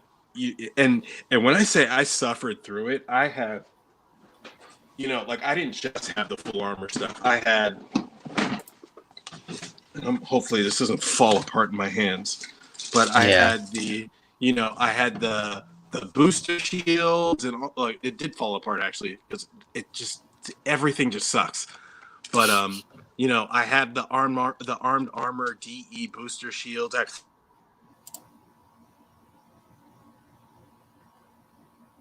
Damn, did I leave you? Oh. Can you not see me? Can you hear me? Oh no, there was a period of gap where you were lagging like crazy. Oops. Am I good now? Yeah, you're good now. There you go. But yeah, so it's like I think people that don't want it will, justify not getting it, and there are plenty of reasons to not get it. But I don't think, and if you don't want it, say you don't want it, but don't go and say, well, you could just get 3 Master Grade unicorns and fix them. I'm like, that doesn't sound fun. You know what I mean? Like, that's like, why would I do that? I don't know. That's just how I feel about it. I think this is great. I think it's cool. I do think it's expensive. I don't think it's an everyday kit for everybody. But if you want a Master Grade unicorn, this is the definitive one. Maybe don't buy 5 kits to throw in your closet for a year. Buy this. That's how it is. I also don't necessarily build or maintain a backlog. So you're very smart with that, actually. Yeah. So when I buy something, it's that'll probably, it ebbs and flows. Or sometimes I'll get like 4 kits in a month, or sometimes I'll get no kits, Yep. But I'd rather buy something that I know that I'll build and I'll spend some time with than to get like 6 kits. And then I'll be real. You could get 6 kits for the price of what I paid for this, but I can't work on 6 kits at a time. I'm not, you know what I mean? Like those kits are going to sit in the closet. They're going to take up space. And I want this, you know what I mean? I want that. So. Yeah. Saki, I agree with you 100%. I 100% agree with you. That is true. But when I'm speaking specifically on when I speak specifically on that unicorn, I will take a stable unicorn over a floppy mess. That's just what it comes down to. Maybe for other kits that would be fine. But it just was not like building it. Like I said, building it was fun. It was, I had a good time building it. You have flashbacks of what's happening in the anime, but handling it just was not. It was. I just didn't have a good time with it, and that's that, right? Like and now I can do everything that I wanted to do with the original one without having to do that. I mean, I got a stack of Mechanicore kits in the corner that I'm absolutely gonna have to do all of that stuff too. So it's not like you know what I mean? It's not like I'm against it, but like hold on, give me 1 second. All right. 1 second. Arnold, get the fuck out of here. At least you're wearing shorts this time, but he probably didn't hear that. But yeah, Jerry has his own feelings about the MGX unicorn, and so I mean, everybody has their own opinions, but I feel like for the people that have very strong opinions right now, maybe are new to hobby and just kind of falter at the price tag of the kit. So it's I don't know. People will still complain no matter what, and you kind of just have to roll with it. Absolutely. Yeah, and like I said, at the end of the day, I don't think it's for everyone. And in my review, I'm gonna talk about like who this kit is for, right? And it's definitely got a lane for people.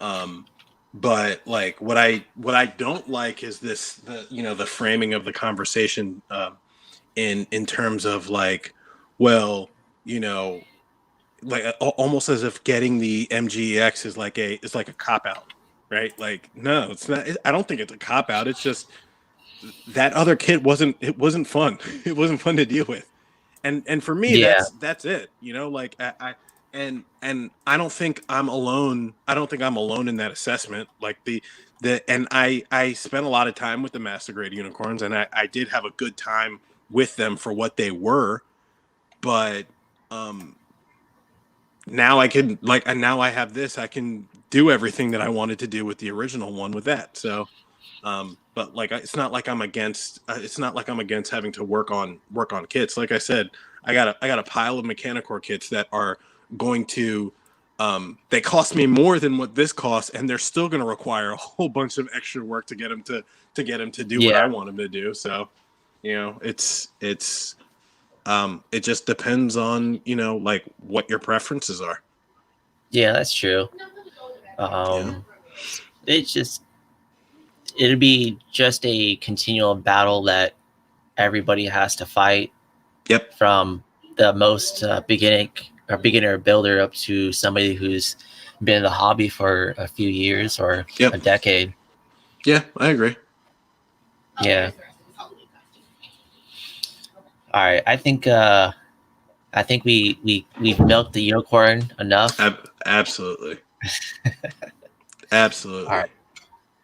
So hopefully, well, it'll always be a continual subject because you can still translate the at least the basics of the MGX unicorn and what it comes with, and just bring it over to a different kit that people complain about, no Oh, matter what. absolutely. Absolutely. And I'm going to let my dog back in. Give me 1 second. Sorry. All right. So next up, I'm at least do a live demo. This one should be hopefully a new trick for everybody, or for somebody that has been doing it. It'll still be a good review. But for a quick demo time, is that I will be showing everybody how to alter pegs. Yes. And I look good. I'm wearing shorts too, Haha. not my boxers. All right. So I'm using this as an example, right?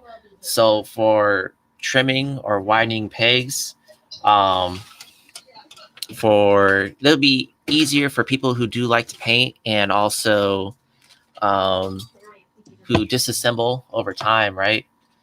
So I'm just gonna do a quick demo, clip these guys out, maybe a little bit of ASMR action with the clipping of the plastic. Ooh, yes.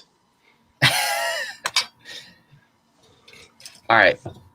So you got the two parts of your pegs. You got the male. Probably there you go. So you got the male and female end, right? So there's two parts where you can do it, where you can trim the male pegs at a 45-degree angle.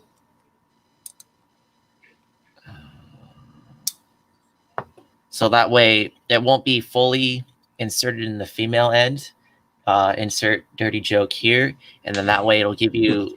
That way it won't be like too tight when taking it out.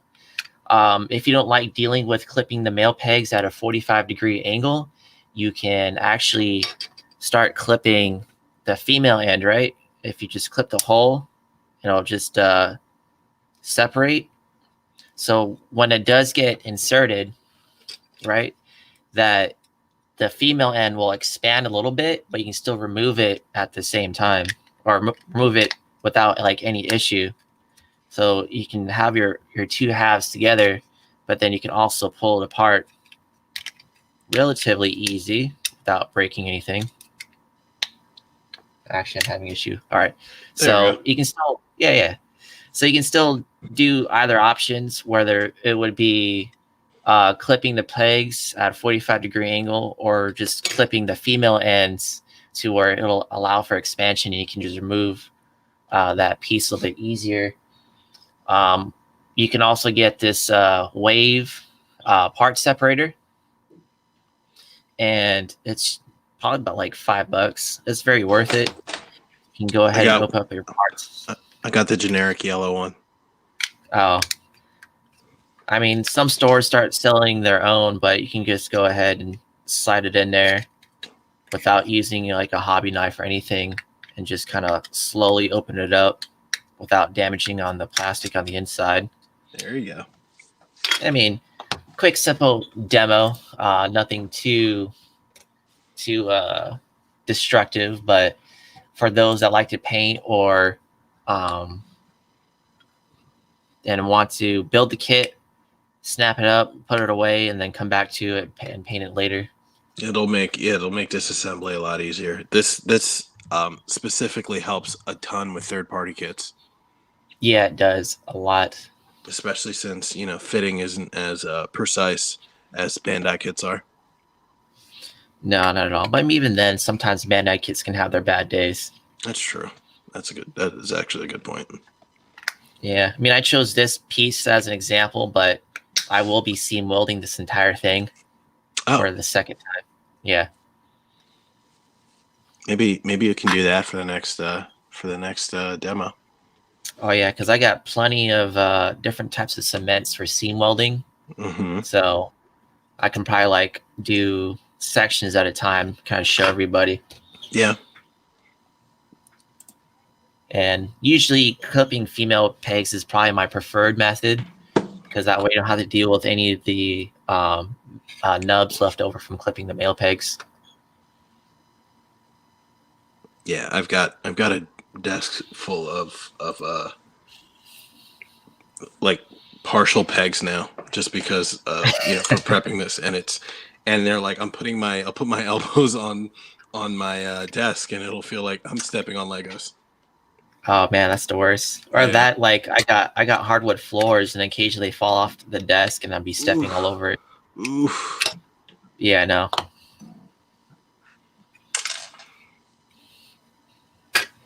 Here you go. Look at that, guys. The more you know. All right. We can probably do a couple of grind our nippers segments. Hold on, I can find it. There you go. Which one do you want to talk about? So I think you put down God hand shaming, so I'm not sure what you mean by that one. So I this week someone made a post in the Gunpla Network group on Facebook, and it was just like a generic. It was just like a generic post, or I wouldn't say it was generic. It was a picture of a pair of God hands stuck in a tree. Oh yeah. And then like whenever I see that, whenever, especially in that group specifically, whenever a pair of God hands get posted, whether it's like, hey, I got a pair of God hands, or hey, my God hands broke, or hey, I got my God hand stuck in a tree. That there's like this. How that happened. Yeah, me neither. I mean, they are sharp, but then I can almost like start a timer on when I'm gonna start seeing a whole bunch of comments about God hands aren't they're a waste of money, they're this, they're that, lots of stuff. I don't know how much they cost, in other places in the world, but like you can get a pair of God hands in the States for about what, like $42. Yeah. Well, actually, I think it was like 45 was the advertised price of it. Okay, so about $45, right? And we know that's like a premium price for nippers. I've got my main nippers over here, the Mr. Hobby ones. I forget, like Mr. Hobby Gold something. I don't know. Was the GX nippers. Yeah. So there you go. So plot twist, right? Mm-hmm. Mr. Hobby just released their single-edged nippers for about $35, and these Oh, perform just as good as God hands, I think. well then, I'm gonna need you to get me a set so that I can try them out myself. Um, Yeah, but Jeff said, "Fuck, I'll pay 40 right now." Um, isn't that like I think that's like pretty standard. I mean, Well, yeah, I'll say this though: most shops won't give you free shipping for $40. For a purchase worth of $40 though. So that's no. one thing. Um, where I think, let's see, new I type. mean, USA Gundam Store has them for about 45, or usually. Oh wow, new type has them. They're sold out, but the one pair that new type had them on was $57.99. That was not always like that. No. But yeah, so there's a lot of there's just a lot of like hubbub around it, and I personally I think that I don't think anyone needs I don't think anyone really needs a pair of God hands. um No. I mean, they're JoJo not Hobby itself got theirs for 52. 52. Yeah, I mean, that's galactic still pretty good. galactic toys has them for 51 or 51.95. um you can usually catch deals on Amazon too when they're not like um not in rare demand. They're like 70. I didn't realize $75 on Amazon right now. But yeah. Um, oh, so apparently there isn't a lot of stock right now. Yeah, you can always blame the coronavirus, but That's because I true. haven't seen any locally near me except for like this last week, where it was like 5,200 yen for God Okay. hand nippers, which ain't Maybe bad. maybe there's a shortage right now then. But I guess my comments or what the my comments wasn't necessarily about the price, but my thing about it is this: no, you don't necessarily need God hands, right? They're not necessary. um that like there are multiple ways to deal with nub marks.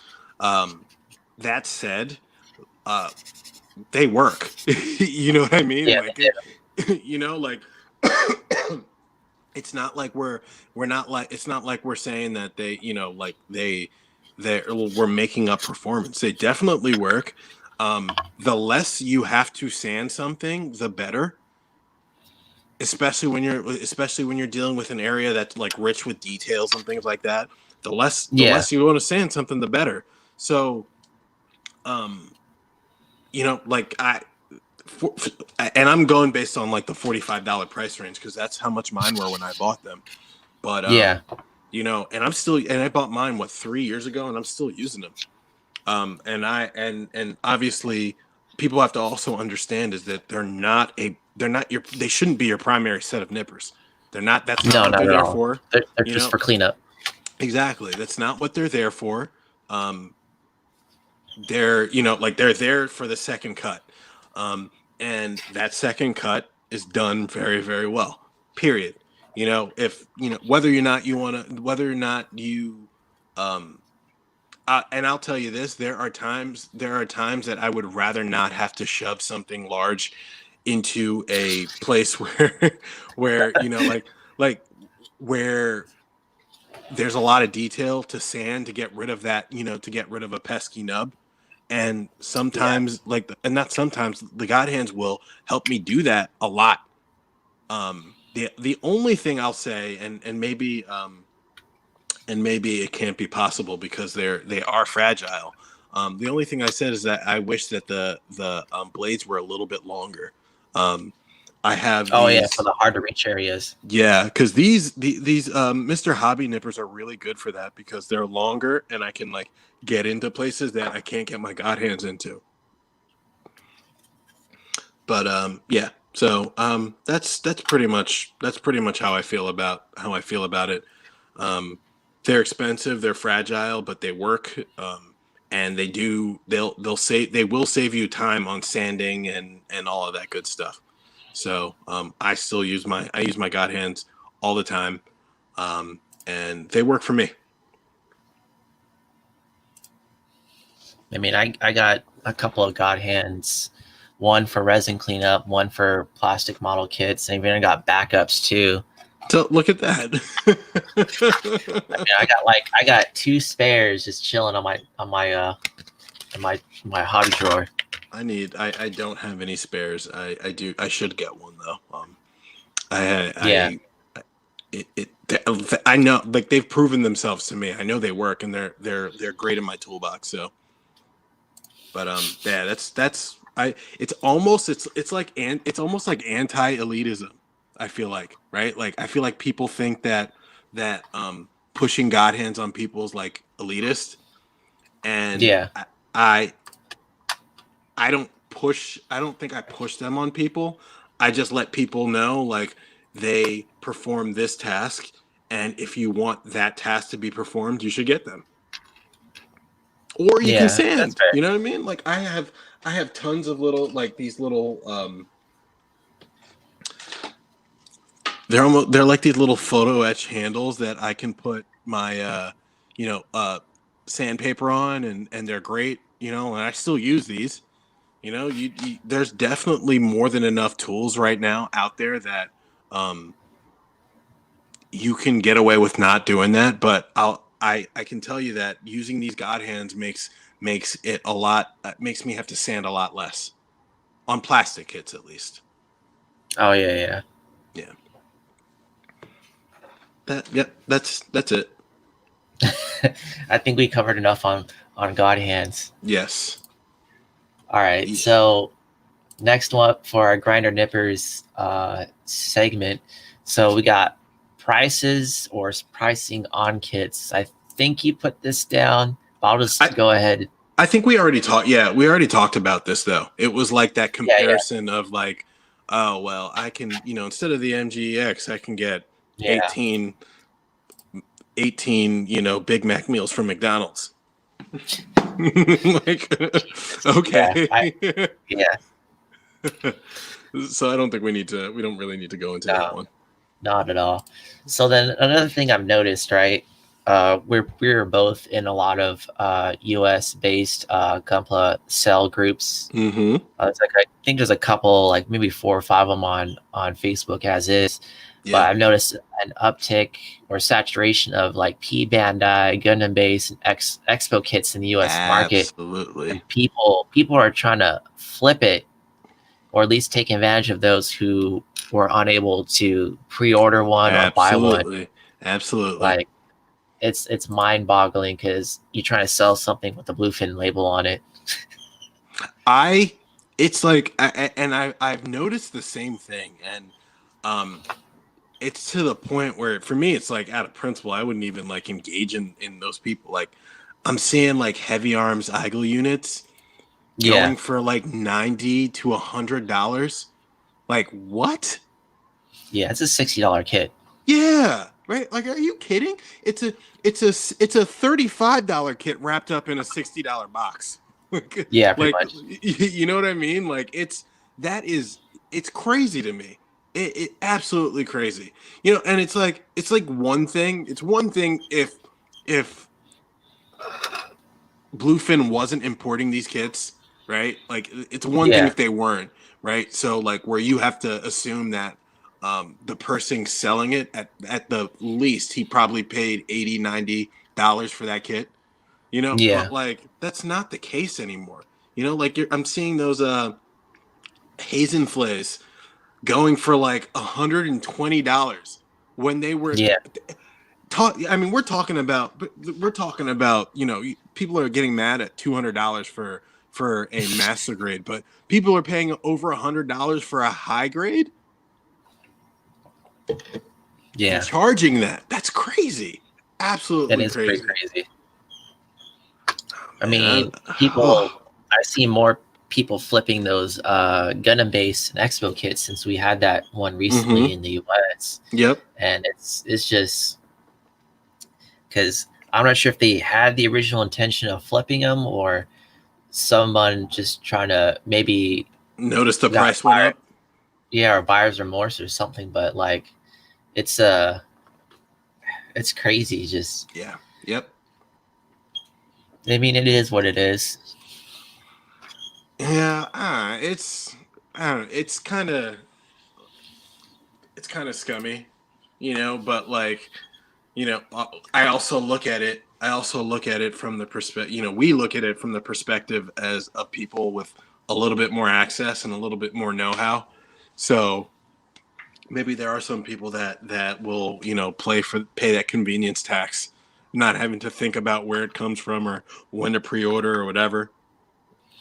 Yeah, of course. Yeah, but I mean, I still wouldn't.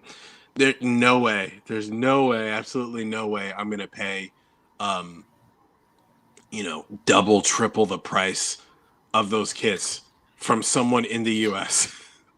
Yeah, no no, way, it's way. ridiculous. Yeah, absolutely not, And sometimes, and I don't get too involved, but sometimes I'll like comment on a post. I'm like, this price is wrong. Yeah. You know what I mean? Like, no, this is not the right price. And most of the time I will point people in a direction where they can get a better price for it. Yeah, of course. So, but that's, yeah, it's scalpers. That's what it is. They're scalping. Yeah. I mean, it's pretty much is scalping, or people just taking advantage of others. It's almost sad to see it happen in the US market when we've been so deprived. Yep. Dying for this kind of stuff. But yeah, I mean, they keep popping up. Yeah. They keep popping I mean, up. it's not even this bad in Japan. There's a resale market, but the markup isn't that crazy. Yeah. I mean, I look at some of this stuff. Like I usually like to get a sense for what the Japanese market is looking at by either asking you or going on Mandarake. Yeah. And prices are really never that crazy, unless like prices start really going up on kits that like when the clock on them is gone on for a long time and they haven't gotten a reprint, right? Like there was a period of time where those wing kits were actually going, they were pretty expensive on Mandarake. Like we're talking like 8,000, 9,000 yen. But I also remember times when you could find the Ultron for 6,500 yen. So yeah, pretty much. But yeah, it's crazy here though, especially when we talk about access and like we have things now, and I don't know, but I guess it's also on people for not taking advantage of like the pre-orders and things like that. Lord knows that Lord knows I sleep on some of these pre-orders too. I was supposed to get a Cubile and I never put that pre-order in. No, and then now it's just hard to get. Yeah, I'm just not gonna get it. I mean, maybe I will, but I'm not really stressing over it. I do need to get that new Stormbringer though. Oh man, the GM Turbulence. Yeah, nice. Is that already too late, or is there like a February pre-order? Actually, I think there is. At least for the premium Bandai Japan. I think the US one sold out already. Yeah, I don't even remember when it went up. I didn't even get Testament. That one actually got delayed to December now. Really? Huh. Yeah. I think it's because of production issues or something. Yeah, it got slowed down.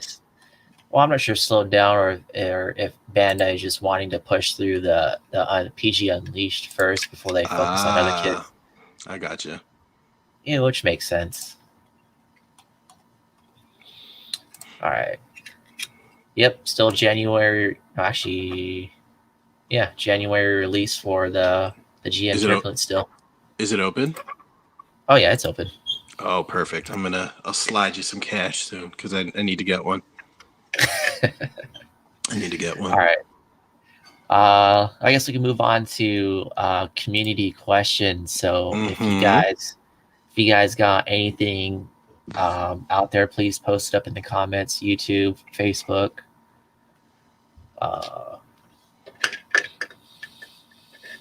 I think Jeff Phillips is probably on the money here for Japanese people. I mean, there might be a collector market for sure, but I feel like living here for the last year, like at least browsing through the resale market, it's not terrible. So it is what it is. Yeah, I mean, you also got to know the market that you're playing in, um, and that's got to be on people. There are a lot of people, especially in the U.S. market, that never really tried to get the P Bandai stuff. It's definitely more convenient for me now, I guess, that P Bandai is coming to the States, but I'm not really saving that much money because I was always pre-ordering my stuff anyway. Yeah. So you save on shipping if like if you do bulk pre-orders or even that's probably when you having a shipping agent is even better, where they'll actually store stuff for you and kind of like Taobao. I know somebody like that. Is that you? Was that Yeah. Brandon? Oh, there you go. No, it's me. Well, I mean, and save on the shipping. That's a great thing to do. Yeah, it Um, is. but I wasn't. I was never really. I was never really. I would say on average. On average, it was about. I was paying for about $85 for a master grade shipped to my door, um, for pre-ordering a premium Bandai stuff. So anywhere from like 75 to $85. Yeah. All right. So I'm going to jump over to Robert Gutierrez. He's been bugging me about Mm-hmm. color theory, how to explain it. So at least I don't know how to explain to get like the max amount or at least a decent amount of color separation, but at least in my eyes, you would want at least similar or light colors where it's close in shade, where it's Mm-hmm. tasteful. So you don't want like a a normal blue with a super light blue, but you want something like gradual. Yep.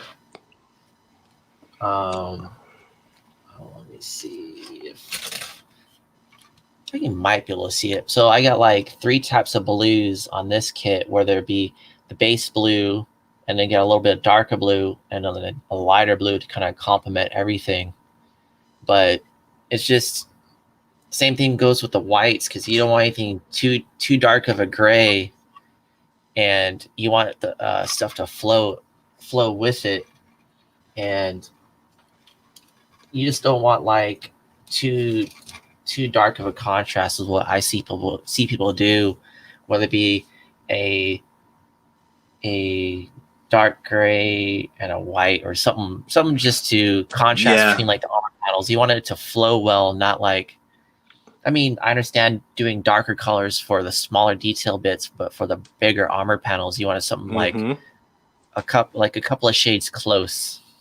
And what I do for that, what I do is always start with a base color, and then Yep. you can lighten or darken it with white or gray, or or lighten it with white or gray and darken it with black.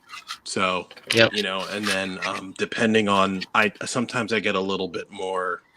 I get a little bit more out there, and I'll add some other, like, especially with those blues. I don't know if I told you, if you remember when I was mixing the blue for my full armor, Yeah. it's like 4 colors, but um, the two of them are the dark version and the light version are pretty much um, less intense versions of each other. Yeah. That's pretty much that's how I do it. I got to get better at mixing more paint ahead of time, but I get lazy and then I don't. But yeah, that's pretty much how I do it. I don't have. Um, I'm still like looking at inspiration and stuff like that. So like Yeah. my palette is pretty limited, but I'm working on it, and I'm always looking at the stuff that you're doing, and I've got my different books and things that I look at. So Yeah, I got like a like especially for the whites and grays, I got like a set colors I use. That way it'll be same across all my builds too. yeah, there you go, and get Yeah. kind of ties everything in. Yeah.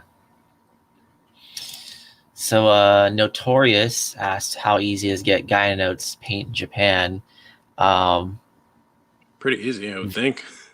it was very easy. I got a whole stockpile right now with me, and so we can get Gaia paints from Volks, any of the hobby shops. You can get it on Amazon Japan. So it's easy. It's a I don't know how else to cakewalk. explain. Yeah, To put it into perspective, it's so easy for him to get those Gaia Note paints that I get my Gaia paints from him, even though they're for sale in the U.S. well, yeah, because Gaia paints are marked up twice or three times the price. Yep. So it's wild. Yeah, it is, and I usually order maybe 6 or 7 paints at a time and spread it across the shipping, which is usually pretty low. So Yeah, it is. but yeah, so yeah, it's they're out there. It is. Even some of those harder to find like Gundam color Mr. Color paints seem Oh to yeah. be pretty easy for you to come across over there too. Oh, everything is easy. Everything. All right. So we got Neo Kshatriya, which I think this is Chad. I'm pretty sure. Anyways, so he's got a question for both of us for our all-time favorite kit. Doesn't matter what grade. All-time favorite. I want to say mine will always change because I always get attached to my painted builds. So I'm going to say my Masquerade Gear Doga. Or the GPO2. I've said this a couple of times, but I'm still going with the Dragon Momoko Destiny. I don't know I don't know if it just like if lightning just struck in the right place when I was during that time in my building career, but it left a mark on me, and it's like it was fun to build. I had a good time building it, and when it was done, it looked fantastic. Yeah. It looked absolutely fantastic. Oh man. So Ken's asking about getting Gaia Notes paints in the US. Just because I know we talked about it throughout the stream, but it'd be USA Gundam Store, New Type, or Volks USA. Yeah, you can get them from Volks directly. All yeah, they're all priced about the same. Yeah, they're pretty close. Yeah. What else do we got here? Not too many questions that I can see. I would say, hey Jeff, I would say Mr. Hobby Pants are easier to get than the Gaia Notes in the States. Even my I don't know if you guys have ever heard of Mega Hobby, but my local hobby store is actually their warehouse, which is really weird. It's like a weird thing. I'm not necessarily sure how that works, but they're their warehouse, and if I want to buy any Mr. Color paint, I can get it. I just have to buy it in bulk, and I have to buy 6 of them. For like if I wanted a white, I'd have to buy 6 whites. Yeah, they only sell them like that. But yeah, Mr. Color paints are everywhere, and they're still Mr. It's weird. some days I'm like, oh man, Gaia Notes are the best paint that I've ever touched. And then some days I have a really good spray session with some Mr. Color stuff. Yeah, I mean, you kind of have to use like a little bit of everything. Yeah, exactly. Absolutely. All right. Have you used Mr. Color? Ken is asking another question. Have you used Mr. Color aqueous paint or paints? I have personally never used them, but I assume they're water based, right? I That's think they're water based, but I don't know too much about it unless it's the acrylic version too. I can't honestly. I never tried them. yeah. I think they are acrylic. I would assume they got to be like Tamiya acrylics, right? Uh, I don't. I Maybe. don't know because they got like a couple of different lines already. Yeah. What's Uh, Jeff's got hold another on. one. Hold on. Drew got buried. So Drew, he's asking for the workflow like from start to finish.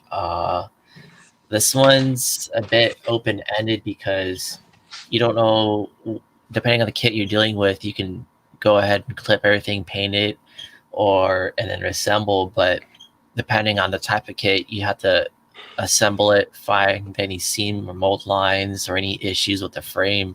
That way you don't have any paint chipping. But like the workflow, it can have a standard workflow, but it can also spread out and branch out to like different what if scenarios. Because I used to build out of the box, won't even assemble it and paint it up, but then also sometimes they just end up looking bad because a lot of stuff that you can get missed if you don't pre-build it. Yep. And like that's kind of what it's like for me now. It depends on how much confidence I have in the kit that I'm building. But for the most part now, I will build things up section by section. But I'm finding that sometimes that's not even enough. I've got to actually put the whole thing together. You got to see how the arms interact with the torso, and how the shoulders interact with everything, and because that sometimes especially with like I'm realizing that with resin, um, not everything is going to fit the way you think it's going to fit. No, not So at all. so you should account for that before you start painting. So, but for plastic kits, um, it's always good to do a test fit first, because sometimes you just don't know how things are gonna snap together, or Yep. you don't know what's gonna brush up against another thing or this or that or whatever. I have I can't even count how many times I've had to go in with a little brush and just, add, cover up a nick that Yeah. I did because of poorly planned painting. Yeah. And I'm not sure if there's a priority of armor over frame in terms of painting. I'm not sure how or what Drew means by that. I mean, I would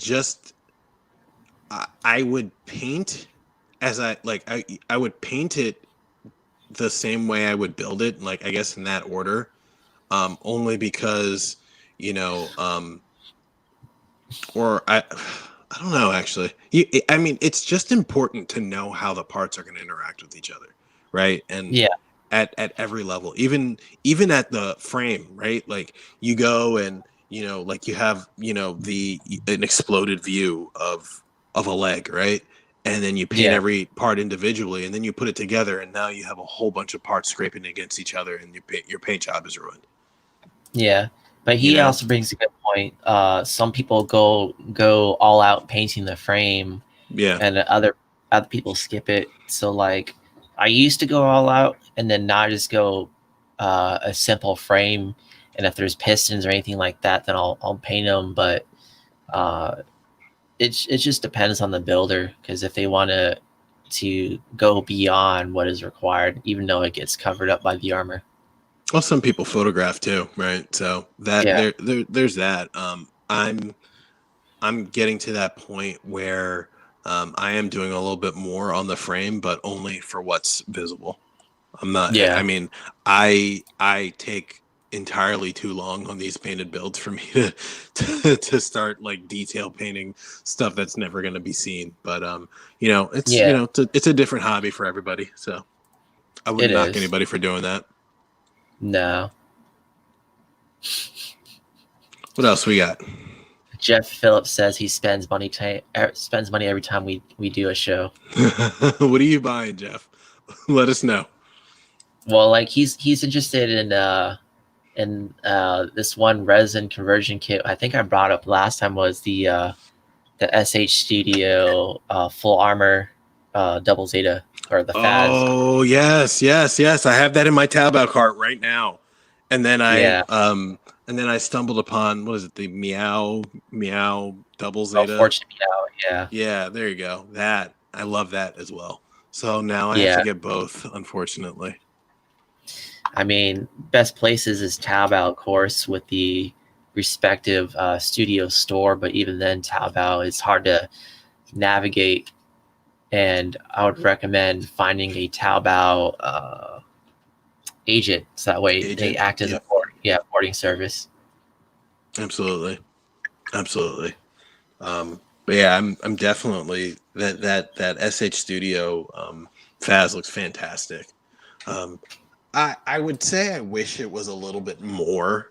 The upgrade is only for the armor, but still, better than what it was. Yeah. But it's All right. actually pretty affordable too. It's like 65 bucks. Yeah, that's not terrible. Yeah, so it's cheaper than the price of the kit. That doesn't always happen. Oh yeah, it's crazy. All right, you want to start So I do know a good Taobao agent. Um, I've have hustled for people getting stuff from Taobao. I actually do it quite often.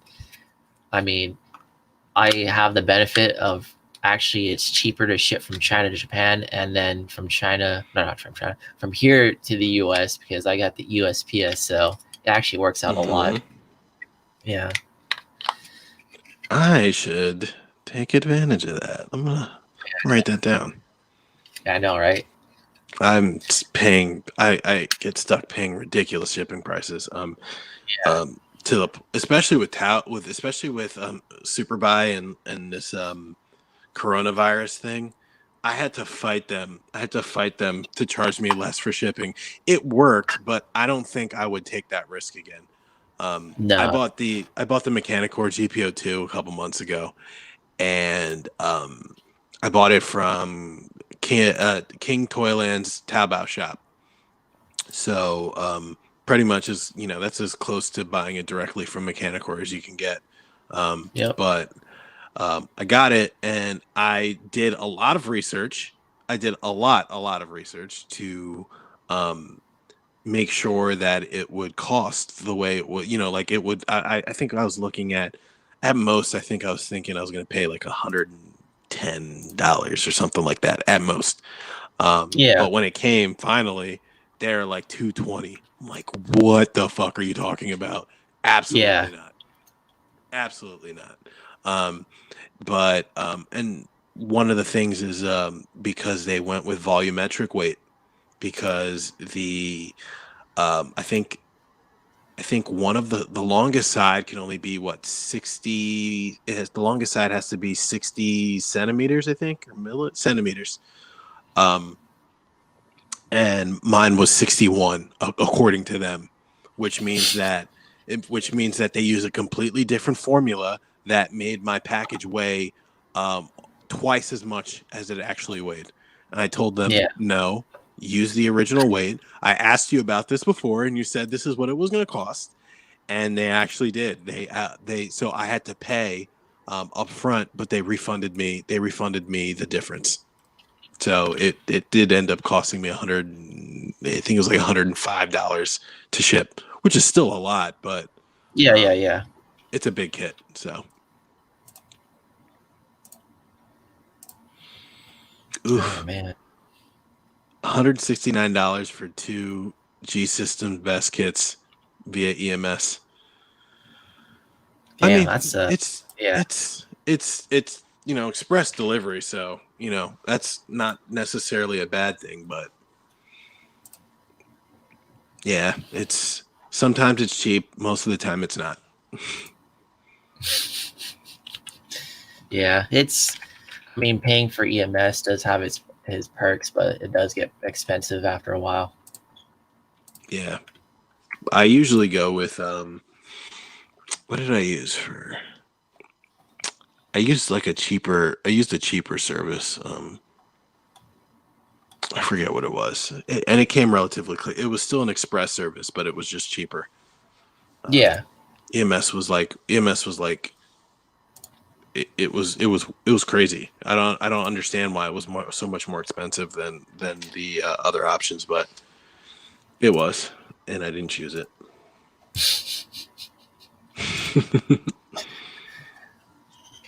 Next one's tutorials Taobao. Man, that might be just its own separate video, to be honest. That's gonna have to be its own separate video. Taobao, even for me now, and I'm on Taobao every day. Taobao's not an easy place to navigate.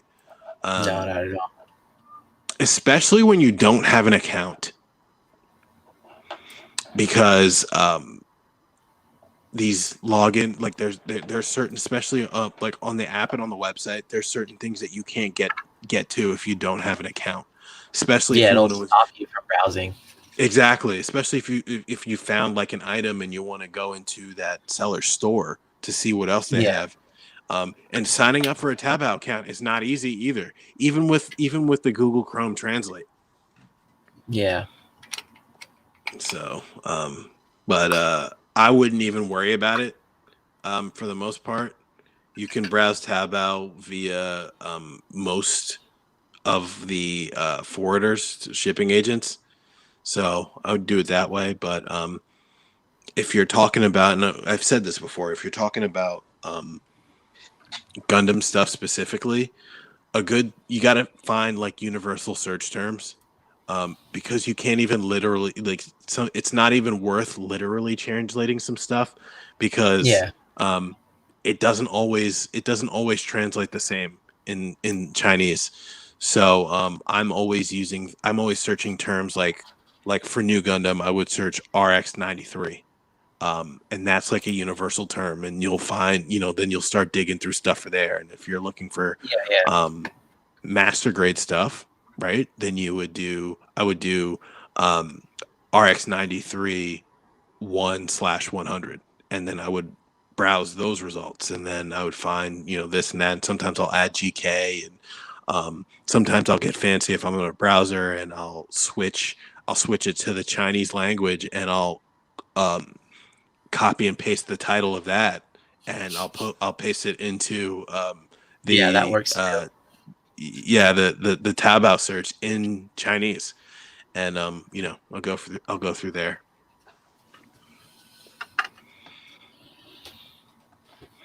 So, All but right. yeah, Taobao's it's tricky. It's tricky. Yeah, it is. I think probably should start wrapping things up. Yeah, we've been, oh shit, two and a half hours. Yeah, I know, right? Yeah. I'm good. I think I'm all talked out. Yeah, you talked a lot on this stream actually with I your did. uniform. Buy the MGX. It's great. Yep. Bottom line. All Yeah. right. So we thank everybody for coming on, participating. Absolutely. Got a good little run out of this episode, especially with it being a month-long hiatus. Yes. Again, you can find Jerry on his Instagram, French Bread Builds, his Twitter, Right down FBB there. Builds, and he also got his YouTube. You can also find me on Instagram and Facebook for RB Gunpla Works. And again, thank you guys for joining us tonight. Yeah, appreciate you guys. And we'll let you know probably the day before when our next stream is. Yeah. But we're trying to make this more regular. Bear with us. This is still kind of new for us. So, all right, guys. See ya. All right, thank you.